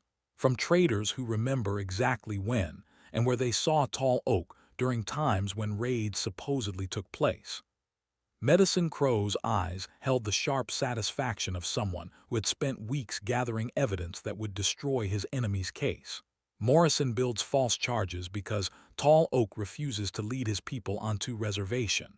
Because warrior success in living free makes other tribes question government promises. Tall Oak emerged from the cabin carrying 2 cups of coffee that steamed in the cool morning air. His massive frame moved with the careful quiet of someone who had learned to walk softly when others needed rest. Elder brings news before sunrise. Good news or bad news? Both.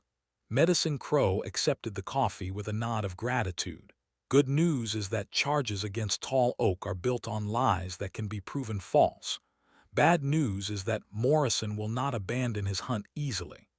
Samuel appeared in the cabin doorway, wearing the serious expression he had carried since learning about the government agent's ultimatum.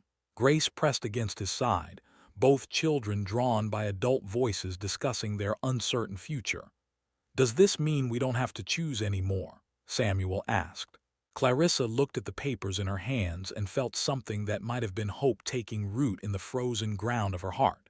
"It means we have weapons to fight with instead of just surrendering." "Morrison will claim documents are forgeries," Tall Oak said. "We'll say tribal members conspired to create false evidence. Let him claim what he wants." Medicine Crow's voice carried the quiet confidence of someone who had played this game before and won. Army records cannot be dismissed as tribal lies. Trader testimonies carry weight in white man's courts. Grace tugged at her mother's sleeve with small fingers that trembled slightly. "Are the bad men still going to take us away?" The innocent question cut to the heart of everything that mattered. Clarissa knelt beside her daughter and tried to find words that would provide comfort without making promises she might not be able to keep. "We're going to fight to stay together, all of us." But what if fighting isn't enough? The question came from Samuel, whose 8 years had taught him that adults did not always win the battles they fought for their children's sake. Tall Oak set down his coffee cup and moved to stand beside the family he had chosen over tribal loyalty. His presence seemed to bend the very air around him with quiet strength. "Then we make fighting enough. Make truth louder than lies. Make love stronger than fear." Medicine Crow studied the documents again with the careful attention of someone who understood their power and their limitations. "Papers alone will not stop Morrison. Man like that does not abandon hunt when prey shows teeth, becomes more dangerous, more desperate. What do you suggest?" "Suggest that Tall Oak does not wait for Morrison to return with more lies and bigger threats. Suggest that warrior takes fight to enemy instead of letting enemy choose battlefield." The idea hung in the morning air like mist rising from warm earth. offensive action instead of defensive waiting, taking control instead of accepting whatever terms were offered. Morrison expects woman to come to him with surrender, Tall Oak said, does not expect warrior to arrive with proof of his innocence. Clarissa felt her heart begin to race with something that might have been hope mixed with terror. You want to confront him directly. Want to end this before children spend another day wondering if family will be torn apart by government lies. Samuel stepped forward with the careful dignity of someone trying to contribute to adult decision-making. What if he doesn't believe the papers? What if he says they're fake? Medicine Crow smiled for the first time since arriving. The expression transformed his weathered features into something almost gentle. Then we show him more than papers, young warrior. Show him tribal council members who will testify to Tall Oak's whereabouts. Show him army officers who remember trading with honest Comanche warrior while other bands raided settlements. You would do that. Risk tribal members by bringing them to white man's court. Some fights are worth the risk. Some truths are too important to let lies bury them. Grace had been listening to the adult conversation, with the intense focus children brought to matters affecting their security. Will this make the agent man go away forever? Will make him find easier prey, Medicine Crow replied. Men like Morrison prefer victims who cannot fight back. When prey shows claws, hunters often seek different quarry. Tall Oak moved to the edge of the creek and stood looking toward town, where Agent Morrison waited for surrender that would never come. Warrior spent too many years avoiding white man's justice. Time to face it directly and prove that truth is stronger than convenient lies. Clarissa joined him at the water's edge. Her reflection wavered in the current alongside his, two figures that had learned to stand together against forces trying to tear them apart. What if this makes things worse? What if confronting him just makes him more determined to destroy us? Then we face that consequence together, face it as family instead of as individuals trying to survive alone. The simple words carried weight beyond their surface meaning. They had built something worth fighting for, something that deserved protection even if protection came with risks. When do we go? Now, before Morrison has time to create new lies or gather new witnesses who can be bought with government gold. Medicine Crow began packing the precious documents back into their leather pouch. Tribal council members wait at edge of town. Will follow warrior's lead when time comes to speak truth before government agent. Samuel looked up at his mother with eyes that held trust deeper than any ocean. Are we really going to win this time? Clarissa looked at her son's serious face and realized that winning meant different things to different people. For Agent Morrison, winning meant advancing his career by bringing in a high-profile arrest. For her children, winning meant staying together as a family. We're going to try, baby. We're going to fight with everything we have. Grace clapped her small hands together with the delight children showed when adults finally took decisive action. And then we can stop worrying about bad men taking us away. Then we can go back to worrying about normal things, Tall Oak said. Like whether crops will grow properly and whether chickens will lay enough eggs for breakfast. The ordinary concerns of family life sounded like paradise after weeks of government threats and impossible choices. Clarissa looked at the man who had sacrificed his tribal standing for her children's sake and felt something that might have been love growing stronger than fear. What do we tell Morrison when we see him? Tell him that lies have short legs but truth can run forever, Medicine Crow replied. Tell him that some families are worth fighting for even when fighting seems hopeless. The sun had risen fully now, painting the Kansas prairie in shades of gold and green that promised better days ahead. Somewhere in town, Agent Morrison waited for capitulation that would never come. Instead, he would face a Comanche warrior backed by evidence and allies. He would discover that some people refused to be broken by government pressure and bureaucratic threats. And perhaps he would learn that truth, when defended by those who refused to surrender, could prove stronger than all the lies that power and authority could manufacture. The creek continued its ancient flow toward distant rivers and eventual seas. Above them, birds sang of morning hope and new beginnings. Around them, The land waited patiently for whatever came next.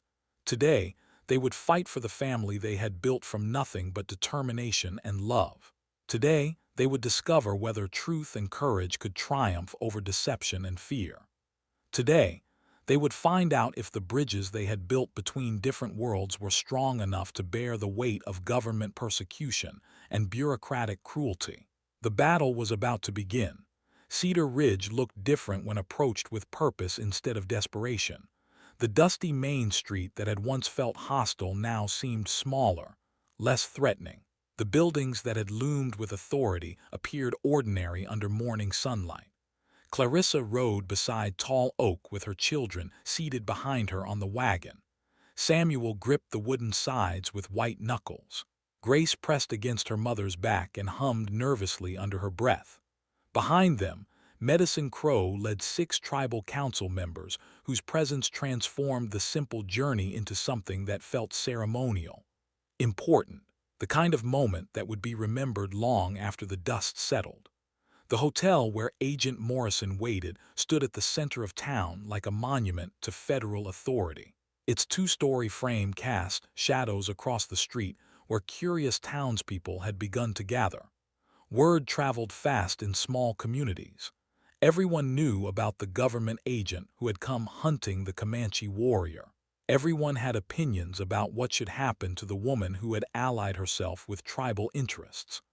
Patterson emerged from his mercantile with the eager expression of someone hoping to witness dramatic events. Mrs. Henderson peered through her window curtains. The barber stepped onto his porch wiping soap from his hands. Tall Oak dismounted first.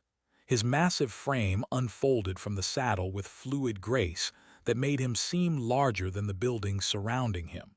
When he stood at his full height, conversation stopped along the length of Main Street. "You sure about this?" Clarissa asked. "Sure that hiding from lies only makes them stronger? Sure that truth spoken loudly enough can silence whispers?" Samuel climbed down from the wagon with careful dignity. His young face showed the serious expression of someone who understood they were participating in events that mattered beyond their small family. Grace followed her brother but stayed close to her mother's side. Her small hand found Clarissa's and squeezed with surprising strength. Medicine Crow and the tribal members arranged themselves in a semicircle behind Tall Oak. Their presence conveyed solidarity without threat, support without aggression. Agent Morrison appeared in the hotel doorway as if summoned by their arrival. His blue uniform was pressed and clean despite the prairie heat. His hand rested casually on the pistol at his hip. "I wasn't expecting a delegation."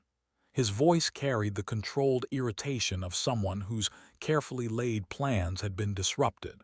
"Delegation brings truth that changes everything." Tall Oak's words carried across the street with the authority of someone who no longer feared government accusations. "Truth is what I decided is, based on witness testimony and official reports." Medicine Crow stepped forward. In his weathered hands, he carried the leather pouch containing documents that could reshape Morrison's entire case. "Truth is what evidence proves, what Army records confirm, what honest traders swear before Great Spirit and white man's God." Morrison's pale eyes narrowed as he recognized the threat posed by official documentation. His fingers tightened on his gun belt. "I don't know what kind of forgeries you think you've manufactured, but federal charges aren't dismissed by tribal fairy tales. These are not fairy tales." Clarissa's voice cut through the tension with surprising strength. "These are Army records showing exactly where Tall Oak was during every supposed raid. Trader statements confirming his presence hundreds of miles from any violence." The crowd of townspeople pressed closer. Their faces showed curiosity mixed with something that might have been hope. Several had grown tired of Morrison's arrogant assumption of authority over their community. Dr. Morrison, the town physician who shared the agent's surname but no family connection, stepped forward from the gathering crowd. "I'd like to see those documents.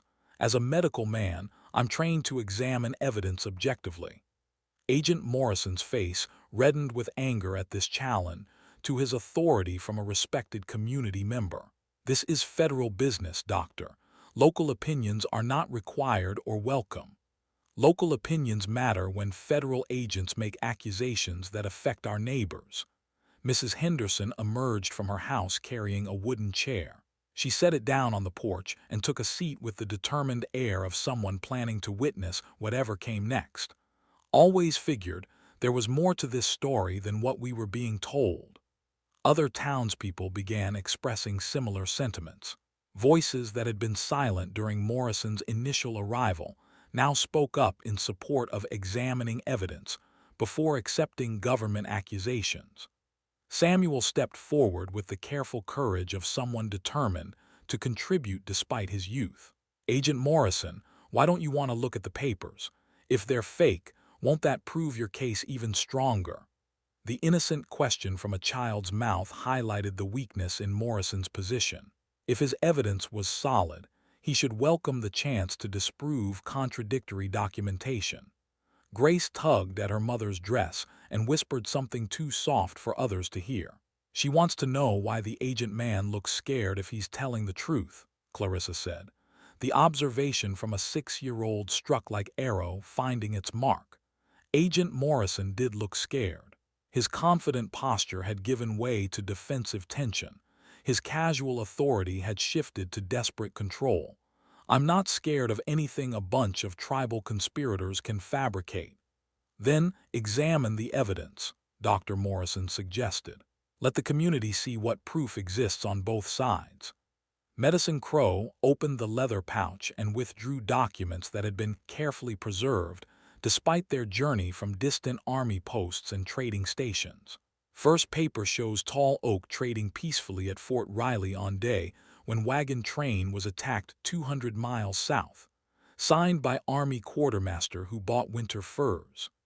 He handed the document to Dr. Morrison, who examined it with the thoroughness of someone accustomed to analyzing evidence. "This appears genuine. Army seals, proper signatures, correct dates." Second paper confirms Tall Oak's presence at trading post near Colorado border during time of second supposed raid. Trader remembers transaction clearly because Warrior brought finest beadwork he had seen in years. More documents emerged from the pouch. Each one placed Tall Oak far from the scenes of violence he was accused of participating in. Each one carried the weight of official records that could not be easily dismissed. Agent Morrison's face grew paler as the evidence mounted against his case. Storm Runner, the young Comanche warrior who had initially opposed Tall Oak's alliance, stepped forward to speak. "I opposed my brother's choice to live among white settlers. Thought he showed weakness by choosing family over tribal warfare. But Warrior's path has proven wiser than young Hothead understood." His testimony carried special weight precisely because he had no reason to lie for someone he had previously challenged. Singing Bird, the woman who taught traditional ways to tribal children, added her voice to the growing testimony. "Tall Oak teaches white children to respect land and honor all living things. Teaches them words and ways that build bridges instead of burning them. This is not work of man who kills innocents for sport." The crowd of townspeople had grown larger as word spread through Cedar Ridge. People emerged from shops and houses to witness events that would be discussed for years to come. Patterson, the mercantile owner who had refused to serve Clarissa months earlier, stepped forward with obvious reluctance. "I may not approve of all the choices that have been made, but I've never seen evidence that Tall Oak posed any threat to this community.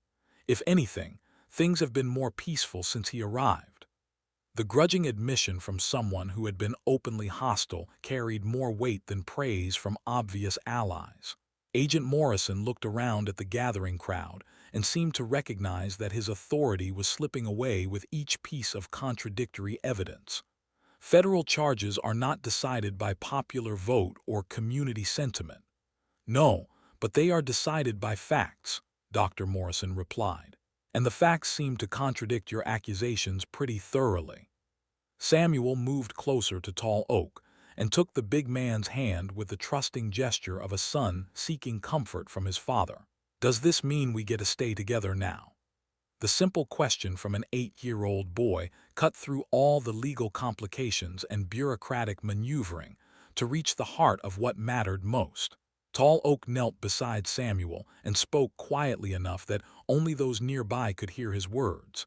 It means we fight for what matters, fight with truth instead of hiding from lies. Grace clapped her small hands together with delight at seeing so many people gathered in their support. Look, Mama, the whole town came to help us. Not quite the whole town, but enough. Enough voices raised in support of examining evidence fairly. Enough questions about the validity of federal accusations. Enough community pressure to make Agent Morrison reconsider his position. The battle for their family's future had been joined, and for the first time since Morrison's arrival, victory seemed possible. Samuel stepped forward into the space between mounting tension and unspoken truth. His 8-year-old frame looked impossibly small against the backdrop of adult conflict, but his voice carried with the clarity of mountain streams cutting through stone. The Comanche words that came from his mouth were carefully pronounced, respectful, the formal greeting Tall Oak had taught him during long winter evenings by the fire.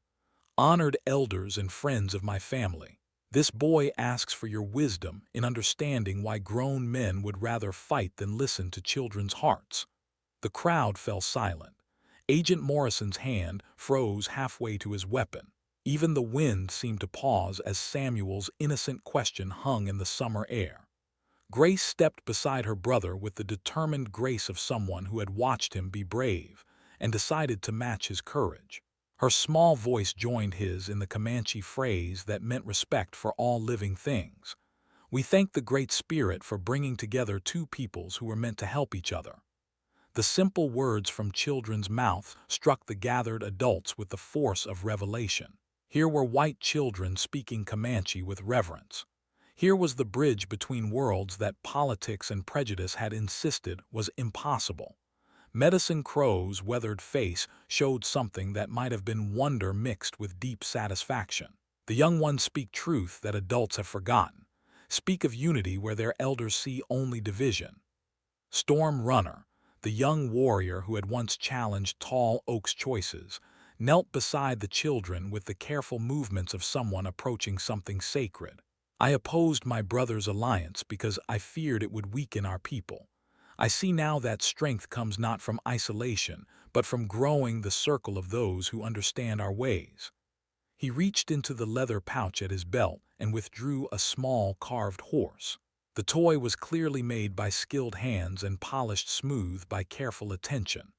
This was carved by Tall Oak during the long nights when he waited for permission to approach your family.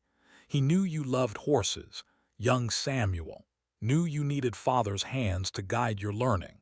Samuel accepted the gift with the solemnity of someone receiving something precious beyond its material value. He made this for me, before he even knew if we would accept him. Made many things, carved toys for sister, gathered medicines for mother, prepared for family he hoped to earn the right to protect. Grace clapped her small hands together with delight that seemed to lighten the very air around them. Show them the doll. Show them what he made for me. Tall Oak reached into his own pouch and withdrew a wooden figure no bigger than Grace's palm. Carved from pine and painted with natural dyes, it depicted a little girl with arms outstretched as if embracing the whole world. Warrior carved this during second week of watching your family. New small daughter had gentle heart that tried to heal everything broken. Agent Morrison watched this exchange with growing frustration. His carefully constructed case was being dismantled not by legal arguments, but by evidence of love and preparation that spoke to motives deeper than violence. Sentimental gifts don't erase criminal accusations. Dr. Morrison stepped forward with the measured authority of someone who had spent decades earning community respect. Agent Morrison, I've examined your documentation and the counter-evidence provided by the Tribal Council. As someone trained in evaluating facts objectively, I must conclude that your case has significant problems. Local doctors don't determine federal jurisdiction, but local doctors can recognize fabricated evidence when they see it. These Army records place your suspect hundreds of miles from every alleged crime. Your witnesses would need to explain how one man could be in multiple places simultaneously. Mrs. Henderson rose from her chair with the dignity of someone who had made an important decision. I've lived in this community for 30 years, raised 5 children here, buried 2 husbands in the cemetery behind the church. I know what danger looks like, and I know what protection looks like. She walked toward Tall Oak with steps that carried no fear. This man has never threatened anyone in our town, has never caused trouble or started fights, has done nothing but help a widow and her children survive when the rest of us turned our backs. Her words struck several townspeople with visible shame. Others nodded in agreement with observations that matched their own experiences. Patterson shifted uncomfortably beside his storefront. I may have been hasty in my judgments, may have let fear cloud my thinking about what was actually happening versus what I imagined might happen. The grudging admission opened floodgates of similar confessions. People who had shunned Clarissa began acknowledging that their treatment had been based on prejudice rather than evidence. Samuel looked around at the crowd of adults who were finally seeing clearly and felt something that might have been hope taking root in his young heart. Does this mean people won't be mean to Mama anymore? Won't call us names for having Tall Oak as our father? The direct question from innocent lips shamed those who had participated in social ostracism of a family trying to survive impossible circumstances. Singing Bird stepped forward with the musical voice that made her an effective teacher of children. Young warriors have shown adults how bridge building works, have demonstrated that different peoples can learn from each other without losing what makes them unique. She gestured toward Samuel and Grace with obvious pride. These children know our plant medicines and your reading words, know our hunting ways and your farming methods, know our songs and your prayers. They are living proof that 2 worlds can create something stronger than either world alone. Agent Morrison looked around at the crowd that had gradually shifted from neutral observation to active support of the family he had come to destroy. Public opinion doesn't change federal law. No, but evidence does. Dr. Morrison held up the documents that had been examined by multiple community members. Evidence that shows your accusations are built on false witness testimony. Grace tugged at Medicine Crow's leather shirt with small fingers that showed no fear of the imposing elder. Will you teach me the healing songs? The ones that make plant medicines work better. The request from a 6-year-old white girl to learn sacred Comanche traditions struck the gathered crowd with its simple audacity. Medicine Crow knelt beside Grace with the careful movements of someone approaching something miraculous. Does Little Flower truly wish to learn the old ways, to carry forward traditions that some say should die with their people? I want to learn everything. Want to help people feel better when they're sick or scared. The innocent ambition from a child who saw healing as a universal calling rather than a tribal secret moved several adults to tears. Storm Runner looked at Tall Oak with something that might have been apology mixed with newfound respect. My brother chose wisely, built alliance that strengthens both peoples instead of weakening either. Children who bridge worlds will carry best of both forward into future their elders cannot imagine. The young warrior's public acknowledgement of his earlier error carried special weight precisely because it came from someone who had initially opposed the intercultural family. Agent Morrison realized that his authority was crumbling beneath the weight of community support and contradictory evidence. His face showed the desperate anger of someone whose carefully laid plans had been destroyed by truth. This isn't over. Federal charges don't disappear because a few locals have been swayed by emotional manipulation. Samuel stepped closer to the government agent with the fearless directness of childhood confronting adult dishonesty. Why do you want to hurt our family so much? What did we ever do to make you hate us? The question struck Agent Morrison like a physical blow. Faced with a child's demand for honesty, his official justification seemed hollow. I don't hate anyone. I'm enforcing federal law. But if the law is wrong, shouldn't you fix it instead of hurting innocent people? The 8-year-old's logic was unassailable. If evidence proved accusations false, continued prosecution became persecution rather than justice. Grace joined her brother in confronting the man who had threatened to tear their family apart. My papa says that hurting people on purpose makes you smaller inside, makes your heart close up until there's no room for good things. Her reference to Tall Oak as Papa struck everyone present with its simple acceptance of chosen family bonds that transcended blood relation. The crowd waited for Agent Morrison's response to children who had stripped away his pretenses and demanded honesty about his motivations. In that moment of silence, with summer heat pressing down on the dusty street and townspeople watching from every doorway and window, the future hung balanced on the edge of a government agent's wounded pride and a community's awakening conscience. The children had spoken truth that adults had been afraid to voice. Now they waited to see whether truth was strong enough to protect the family they had chosen to defend with their innocent courage and unshakable love. Agent Morrison stood in the center of Cedar Ridge's Main Street like a man watching his world collapse around him. The evidence that had seemed so solid in government offices now appeared flimsy as spider webs in prairie wind. The community that should have supported federal authority was questioning his motives and examining his methods. He looked at the children who had dismantled his case with nothing but honest questions and innocent observations. Their courage shamed him in ways that official reprimands never could.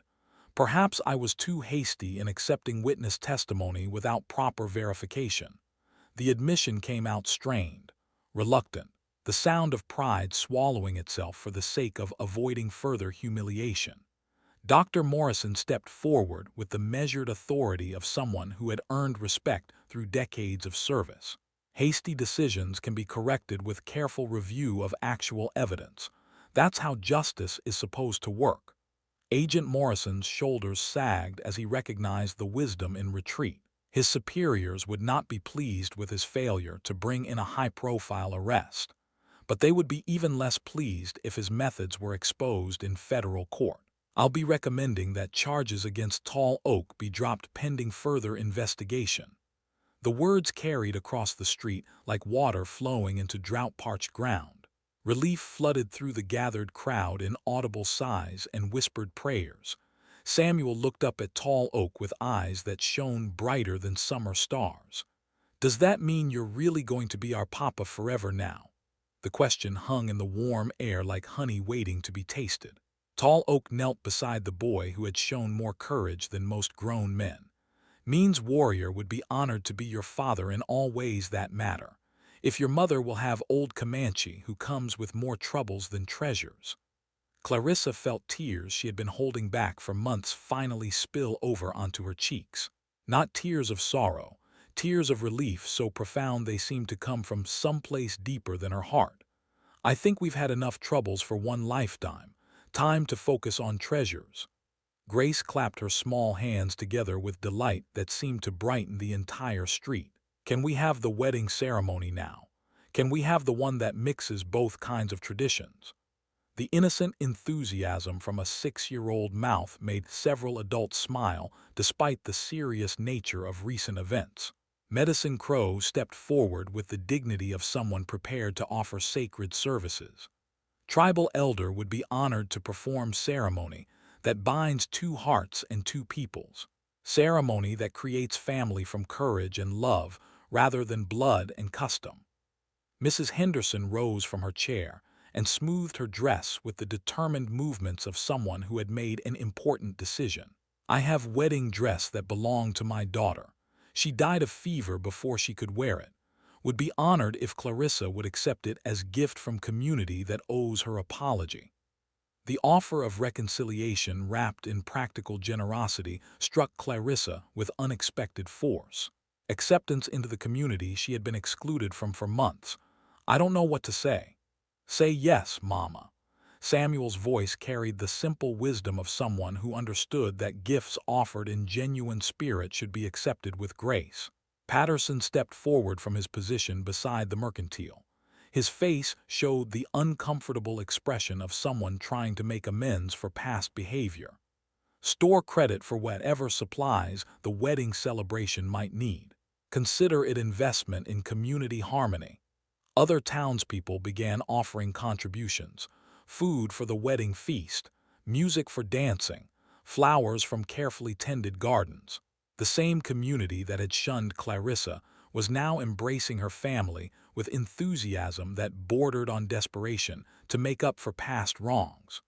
Storm Runner approached Tall Oak with the careful respect of someone seeking to heal old wounds. Brother has proven that warrior strength sometimes means choosing love over war, choosing building over destroying. Young Hothead asks forgiveness for doubting wisdom that took time to understand. The formal apology between tribal members carried weight that transcended their personal relationship. It represented acceptance of new ways, new definitions of what it meant to be strong. Tall Oak clasped Storm Runner's arm in the gesture of renewed brotherhood. Wisdom comes to all of us in different seasons. Important thing is that it comes before pride closes heart completely. Dr. Morrison examined his pocket watch with the precise movements of someone accustomed to managing time efficiently. If we're going to hold a wedding ceremony, we should probably do it properly. The church would be honored to host the celebration, assuming both traditions can be accommodated. Both traditions will be honored, Medicine Crow assured him. Ceremony will speak to Great Spirit and Christian God, will bind family in ways that both peoples can recognize and bless. Agent Morrison stood apart from the growing celebration plans with the isolated air of someone who no longer belonged in the scene he had inadvertently created. His authority had evaporated. His mission had failed. His presence was now an uncomfortable reminder of how wrong official judgments could be. "I'll be leaving town this afternoon," returning to report that charges were based on insufficient evidence. No one seemed sorry to see him go. His departure would remove the last shadow hanging over their newfound harmony. Grace tugged at Medicine Crow's leather shirt with small fingers that showed no awareness of his imposing status. "Will you teach me the plant songs during the wedding ceremony? I want to learn them so I can help people feel better." The request from a white child to learn sacred Comanche healing traditions struck the old medicine man with its innocent determination. "We'll teach all songs that matter, little flower. We'll teach you to hear what plants whisper when no one else is listening." Samuel looked around at the gathered crowd of adults who had finally stopped fighting and started building something better. Is this what families are supposed to feel like? Safe and happy and together even when scary things happen? Clarissa pulled both children close and looked at the man who had risked everything to give them this moment of peace. "This is exactly what families are supposed to feel like, baby. This is what love looks like when it's strong enough to fight for itself." The sun began to move toward its evening position, casting longer shadows across the dusty street where a government agent had come to destroy a family and instead witnessed the birth of something larger than anyone had imagined possible. Wedding preparations began immediately. Mrs. Henderson hurried home to retrieve the dress that would finally serve its intended purpose. Patterson opened his store to provide supplies for a celebration that would unite not just two people but two communities that had learned to see past their differences. Children from both tribal camp and town gathered to help with decorations. Their laughter mixed with adult voices planning music and food and ceremony details. The sound was joyous as spring rain after long drought. Medicine Crow and the town minister began discussing how to blend traditions in ways that honored both without diminishing either. Their conversation was respectful, practical, the sound of wisdom finding common ground. Tall Oak stood with his arm around Clarissa's shoulders and watched their children play with others who had accepted them without reservation. His face showed the peaceful expression of someone who had finally found home after long years of wandering. Warrior never imagined this kind of happiness was possible after losing first family. Neither did I after losing my husband, but maybe that's what second chances are for, teaching us that love can grow again even in ground that seemed too broken to support new life. The wedding took place 3 days later as summer reached its full glory across the Kansas prairie. Both communities gathered to witness vows spoken in two languages and blessed by traditions that had learned to complement rather than compete with each other. Samuel and Grace stood beside their mother as she married the man who had already become their father in every way that mattered. Their faces glowed with happiness that seemed to light up the entire ceremony. When the minister and Medicine Crow pronounced the couple married in the eyes of both God and the Great Spirit, the celebration that followed lasted until stars appeared in darkening sky. Children played games that mixed tribal traditions with settler customs. Adults shared food that represented the best of both cultures. Musicians played melodies that spoke to hearts regardless of the language they had learned in childhood. And in the center of it all, a family that had been built from courage and necessity, and love watched their community celebrate the bridges they had proven could be built between different worlds. The future stretched ahead like an endless prairie full of possibilities. There would be challenges. There would be moments when the bridges they had built would be tested by forces that preferred division to unity. But tonight, under stars that shone equally on all peoples, love had proven stronger than fear. Understanding had triumphed over prejudice. And a family that had started with a desperate proposition had become the foundation for something larger than any of them had dared to imagine. The children who would grow up bilingual and bicultural would carry forward the best of both worlds. They would become the bridge builders their parents had dreamed they could be. And the story of how a giant Comanche warrior and a lonely widow had chosen each other would be told around fires and dinner tables for generations to come. A story of how family could be chosen rather than inherited. How love could cross any boundary when it was strong enough to fight for what mattered most. The prairie wind carried their laughter toward distant horizons where other families struggled with similar choices, where other communities wrestled with questions of belonging and acceptance, and the courage required to build something better than what had come before. And that is all to the story, for now. Please let me know where you are tuning in from. Perhaps we will create a story there. Consider liking this video and subscribing to our channel. And if you enjoy our content, click this video on your screen. I promise you it's worth watching. See you tomorrow.